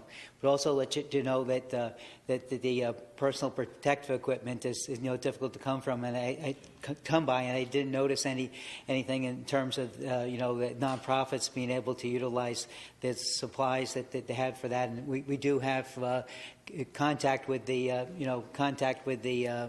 for the with the clients. We do need the masks, the gloves, and the other stuff, because also our pantry does meals as well there, so we do have the contact with the public as well. So I hope that there is some consideration for the personal protective equipment to be provided for the nonprofits. Thank you. Thanks, sir. All right. Any further public comments? Mr. Ballard, go ahead. This is just on the food pantry. Yes, it is. Commissioner Sandelli, Glenn, you might want to consider taking your reserve and still making it $3 million, make it $10 million. That way, as the other things progress through the county, $77 million is out there, but that $77 million could disappear real quick, and maybe $3 million by virtue that your total process, or excuse me, the $300,000 in reserve may not be enough. You might need to bump that to $1 million because you're spending $3 million right now. So $300,000 is not much reserve for that kind of money spent. And I would sure hate to see the $77 million disappear, and you need more money in reserve when you could put it there now. And if you don't use it, you could always take it back out and put it somewhere else. So I would think you might want to amend your motion for that. Thanks, Mr. Ballard. All right, any other comments on the food pantry, food bank item? Okay, come on up. And say your name for the record, please. David Gallaher. So my big concern is it's a lot of money, and what portion of this goes to the food, and what's checks and balance that it doesn't go to administration and pay salary? I mean, what part of the money is actually going to be funded to the food, to the people, versus what's the checks and balances? That's I want to know, how do we know that all that money is really going to go to the people and the food and not get shifted to a pay salary increase? Thanks, Mr. Gallaher. We can talk about that. All right, any further, raise your hand if you want to speak on this item. Okay, we'll close the public comment on this item then. Mr. DeGillet, do you want to answer the checks and balances question? Yes, sir. For each of the food banks that will be buying and distributing food, that will all of those checks and balances will be covered in the agreements, the formal agreements that we have with them. All of that money goes for food to the pantries. Good deal. Good deal. Okay, commissioners, any further questions or comments then before we vote on this one? No? All right, seeing no further discussion, I'll call the question. Are there any objections? No objections. That motion carries unanimously. All right, thank you very much, folks. All right, Mr. DeGillet, you have other items. Yes, thank you, Mr. Chair. I'd like to ask Chris Brady to please come to the podium and talk with you for just a moment about additional library and parks reopening activities. Chris? Good morning, Commissioners. Chris Brady, County Manager's Office. I'd like to give you a quick update on where we're at with our libraries and Parks and Recreation reopenings. I'm going to first start with the library. As you're aware, on Tuesday, May 26th, we reopened up the 5 regional libraries, which includes Cape Coral, East County, Fort Myers, Northwest, and South County. Those libraries were opened at a 25% capacity. With hours Monday through Wednesday, 10 a.m. to 6 p.m., Thursday through Saturday, 10 a.m. to 4 p.m. We are continuing our contactless services, which includes material returns, telephone, chat, and email reference, curbside pickup, talking book services, books by mail, virtual programming, and, of course, our online access to resources. Our next phase we're anticipating for June 15th. And that is to reopen some of our mid-size libraries. That will include Bonita Springs, Lakes Library, as well as North Fort Myers. And we, at this point, anticipate opening them up at 50% capacity. So once again, that's scheduled for June 15th. Moving over to Parks and Recreation, our Phase 3 opening started on Friday, May 22nd. Where we reopened all of our parks and recreational amenities for outside, excluding the recreational centers, the programs, and athletic league play. On Tuesday, May 26th, youth sports in Lee County reopened. We sent out a letter to all of the tournaments for the leagues and asked them to submit operational safety plans. As of Friday, May 29th, we had over 22 operational safety plans that had been submitted, reviewed, and approved. Official practices and tryouts have all started or are looking to start again this week. And then as of yesterday, June 1st, we reopened registration for 8 of our summer camp locations that still had some limited capacity. As of this morning, I believe that all of that capacity has now been filled. Parks and Recreation continues to work with Human Resources to finalize the staffing for those summer camps, which again are scheduled to start June 15th. And again, looking for a 9-to-1 ratio from camp counselor to park goer. I'd like to take a moment to thank Jesse and his team and Mindy and her team and also all of the patrons for both the library and Parks and Recreation. Their cooperation, their consideration, their kindness, and their patience as we reopen all of our facilities has been invaluable to this process. So I want to thank everybody for that. And remain if you have any questions. Any questions for Ms. Brady? No? Okay. Thank you very much. Thank Excited about all the openings. Very good. Thank you, Mr. Chair. And then Mr. Martin Mora to give us an update on Lee-Trans services. Good morning, Commissioners. Quick update in regards to the Phase 2 implementation of Lee-Trans opening plan. They are planning to move to a Saturday schedule beginning on Friday, June 5th. That effectively moves them from having 15 out of the 23 routes operational to 21 out of the 23 routes operational. So effectively, they'll be at 70% operational capacity at that time. As businesses begin to reopen, Lee-Trans seeing their ridership increase significantly.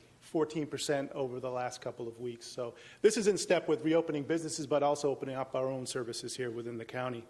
The opening is also being pushed by a response to growing passenger demand, and it's vital for Lee-Trans to be able to offer more routes on more buses on the road to accommodate social distancing. Right now, they're following a 25% capacity guideline, and that obviously during the Phase 3 opening, they'll look at increasing capacities of the bus.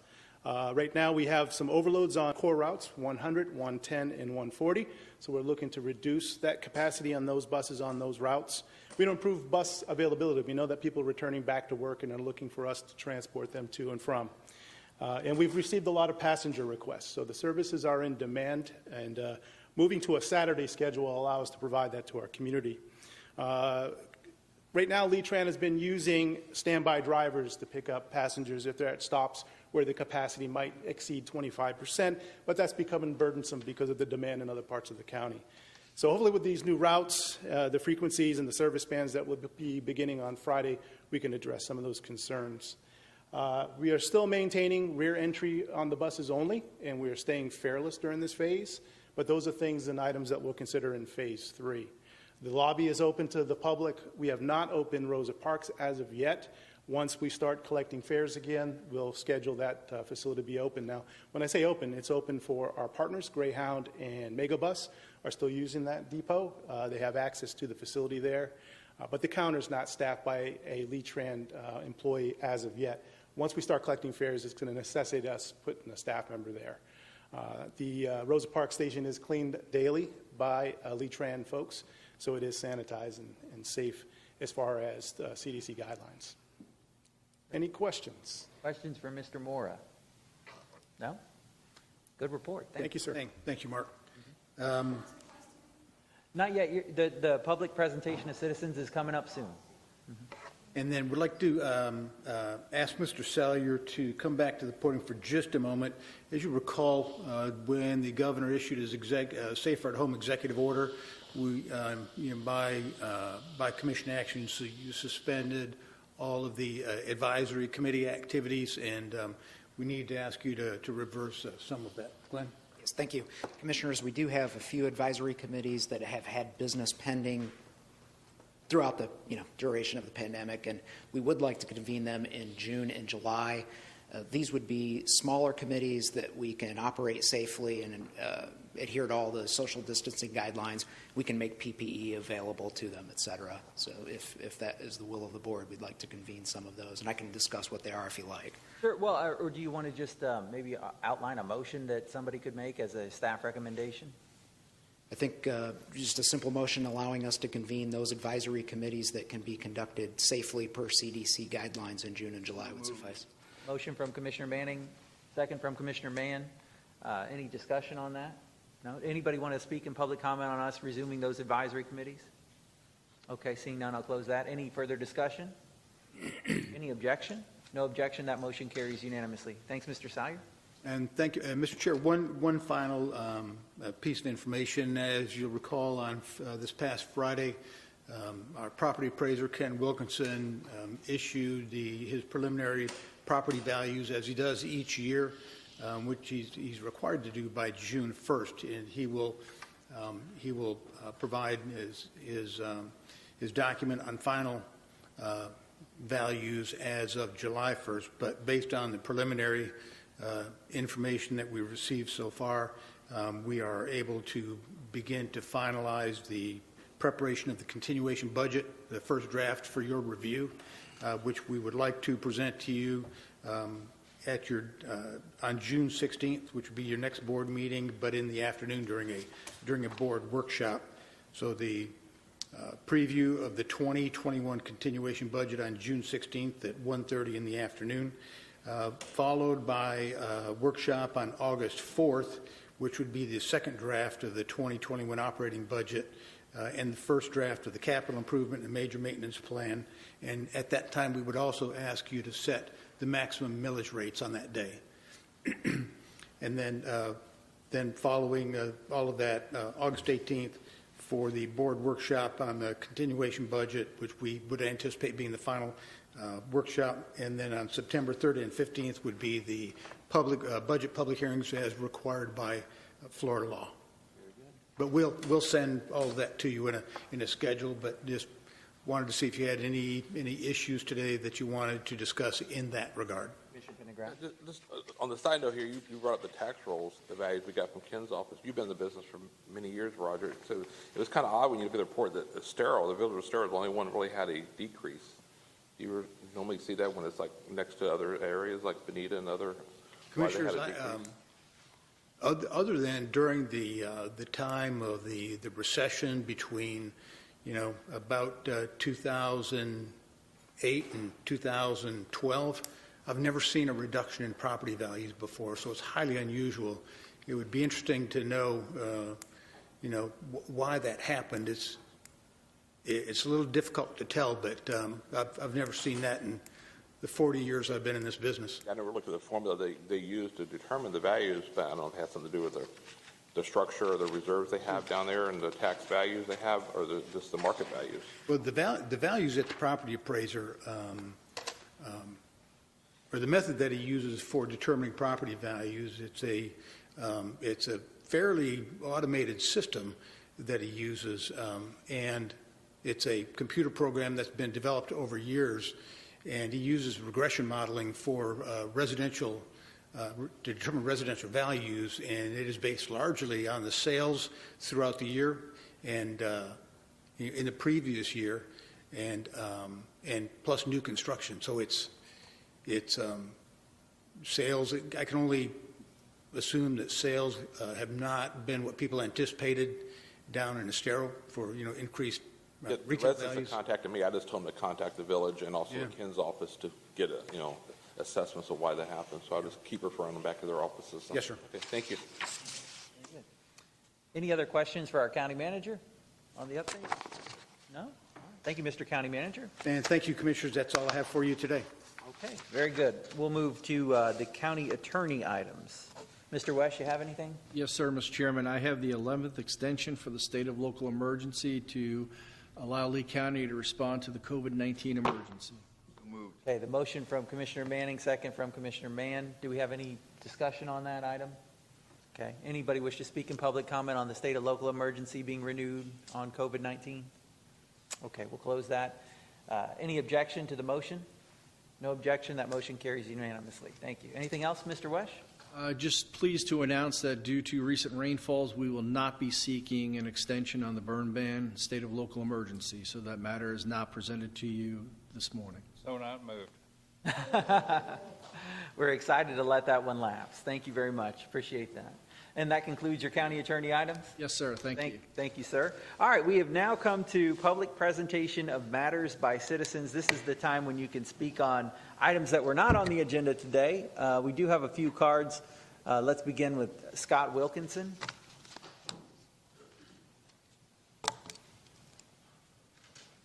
Good morning, Commissioners. My name is Scott Wilkinson. I live in Bokeelia on Pine Island, and I'm president of the Greater Pine Island Civic Association, which has represented the residents of the Matlacha Pine Island community since 1957. I'm here today at the request of our board and members to request that you put a non-binding referendum on the November ballot asking registered voters of Matlacha Pine Island whether they support incorporation. Incorporation is an issue that has been considered by residents for many years, and we believe that having the county conduct a referendum is the best way to gauge the community's feelings in this matter. Putting this issue on the ballot would ensure that all registered voters in the Greater Pine Island Matlacha community have the chance to have their opinions heard. Incorporation has been discussed by the community for several years as we've watched Cape Coral make advances that we feel encroach on our community. For example, in 2016, after Cape Coral purchased property on Pine Island Road in Matlacha and proposed to annex it so it would fall under that city's land use rules, ignoring the Pine Island development plan the residents worked so hard to develop and now guides land use in our community, the Civic Association began in earnest exploring the feasibility of incorporating, developing a feasibility study in 2017 and later a charter. Earlier this year, after we requested that a non-binding referendum about Pine Island Matlacha Incorporation be placed on the ballot, we met with county staff and agreed that we would update the feasibility study. A consultant reached out to Lee County staff to determine the cost for our potential municipality were it to contract with the county to provide specific services.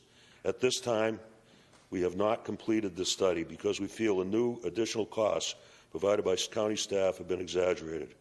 For example, county staff said the county would require a new municipality to take over the local parks at a recurring annual cost of more than $600,000. However, attorney Robert Pritt advises us that the new incorporated community would have no legal obligation to take on this responsibility, and the county did not require this of Sanibel, Bonita Springs, Estero, or Fort Myers Beach when those communities incorporated. We are committed to resolve these issues. However, we are nearing the deadline for the county to put a measure on the ballot that would allow us to gauge community support, similar to the measure that was twice put on the ballot for Lehigh Acres. At this time, the Greater Pine Island Civic Association requests that the Lee County Commission put this question on the ballot as a non-binding referendum, and we will be willing to pay the costs of adding this to the ballot. We feel this matter is urgent as the deadline for the County Commission to request this question be added to the November ballot is July 6th. Thank you for your consideration. Thanks, Mr. Wilkinson. Okay, next speaker is Joe Gallagher. Joe Gallagher? I think he spoke earlier on the food pantry thing. Willie Joe Shopmiller. And then after Willie Joe is Jasmine Miller.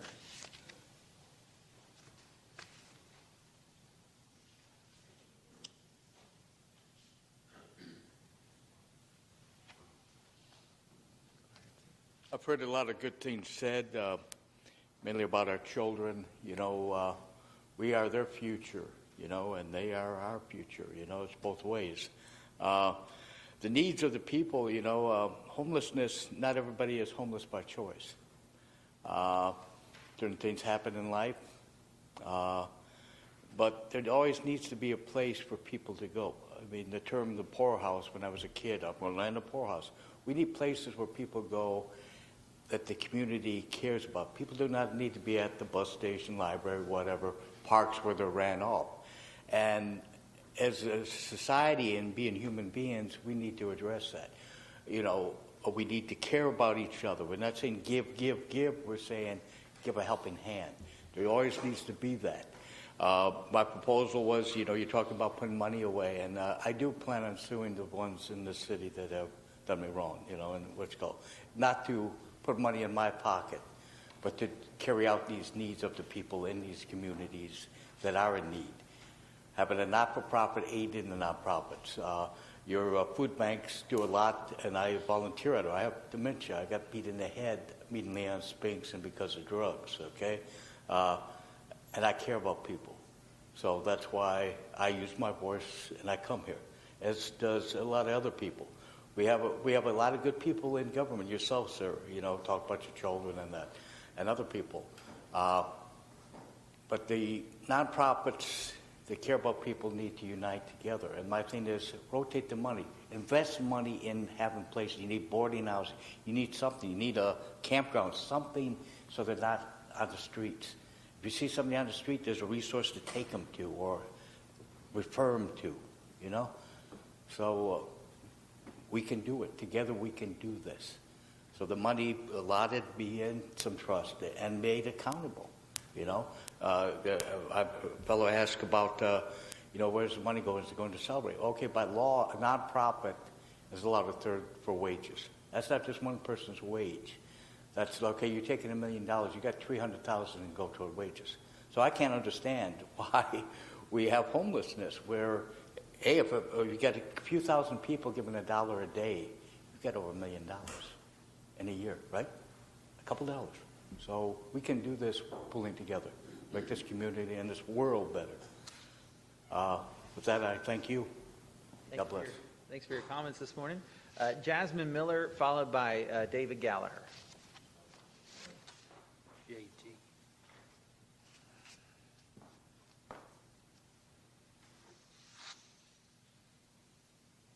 Good morning, I'm Jasmine Miller, JD.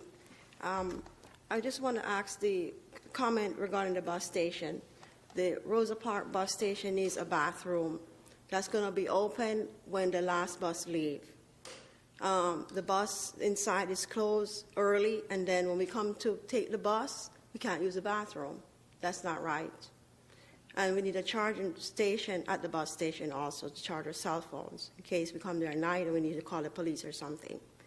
Now, I would like to ask some very important question. Is it true the Homeless Coalition is building a shelter? Is it true they were awarded recently $4.5 million to build a shelter? Who would I ask that? So we typically, Jasmine, don't do a question and answer session, but maybe afterwards we could get somebody on the staff to right, I know. have a discussion with you about that. Because I heard it through the grapevine, and we would like to know. And if indeed they're building a shelter, my question is, where did they get the money from? And who are they building the shelter for? And it is time to start to listen to us, homeless. We have a voice. We are our own voices. We are intelligent, well, and in charge of our faculties. So before they build a shelter, we want to speak to them. And that's all. Oh, one more thing. Where is the money from the CARE Act that was given to the Department of Veterans and Human Services? Was that money given to them yet? So, well, thank you for your comment. Because I did tell you before you give them the money that was to help us homeless, the money should be placed in a trust. Because we are going to tell them what they should do with the money. And we are very serious. And if you do not listen to us, we're going to have to go to speak to a judge. Thank you very much. Thanks for your comments. Okay, and then our final speaker, final card is David Gallaher. Hi, David Gallaher, and I just wanted to talk about the CARES. Yes, and so it was launched, and I have to say, we waited, and we were, ready, and 8 o'clock, bam, just like that. And off to the races we went. What's all the forms? Oh my gosh, there's so many forms. Luckily, we are somewhat organized, but I can't imagine if you are a small business that doesn't have like a full-time accountant sitting there. So I have to say, that was a little, so my accountant, obviously when we filed taxes, I just get a copy, right? I sign and send it. So I had a copy and it didn't look, but I don't sign my copy. So we sent it off, and then 4 o'clock we get a denial, So we because I didn't have a signature, which I should have, but I just didn't look. There's so many papers, and it was early in the morning, and we probably were the I don't know, the first 10 people that maybe got in there. And because of the federal side of it, we were like nervous because, you know, that money went so fast. It was like, oh my gosh, there's probably 10,000 people in front of us now. And so we went back, and what was really bad is that you went to the back of the line. You had to start the whole process. Instead of us just being able to submit my signature or that one piece of paper and then get the process going, we had to go back and start the whole process. So we had to rescan and send those all out. So obviously, that didn't go so great. But I called down, and I have to say, I don't know who hires the staff, but they are just like awesome. I mean, it's like, breathe, 1, 2, 3. Just really smooth voices, so I don't know if you have anything to do with it. But they said, yeah, you're just going to have to resubmit this whole process goes again. So we did, and it looks like everything's good. But from our side, there's a lot of papers, and just one signature. It would have been so much better if we could have, and I know it's a computer system, if we could have just submitted that one piece of paper that needed a signature and then continued the motion. And the last comment I have, so it's not a negative, I'm just saying that was the fear factor was all the money's gone. And I know that I brought up I think the last session about getting on the committee. So are the committees that we're talking about, have they been stopped, like rocks? And is that what's been, because I didn't get any return to the application, so I was just curious if that's what has, reason I haven't heard, because it's stopped and now we're going forward. Is that like rocks, I think? We'll take that when your comment's over. Yeah, okay. Great. Thanks, Dave. All right. Anybody else want to? Mr. Becerra, go ahead. Real quickly, while he's coming up to speak, we actually just made that motion to get the committees rolling again. They had been stopped for COVID issues. Yep. Mm-hmm. Hi, my name's Edson Becerra. I just wanted to come before the commissioner today just to say thank you for everything you guys have done over this pandemic. It has been I'm sure it's been quite a challenge, but I did want to voice my vocal support and say thank you for everything you all have done. So. Thank you, sir. Appreciate it. Yeah, all right. Anybody else before we close? All right. We'll go ahead and close public presentation of matters by citizens. And I see there is no other business before us. So if there's no objection, then we're adjourned. Thanks, folks.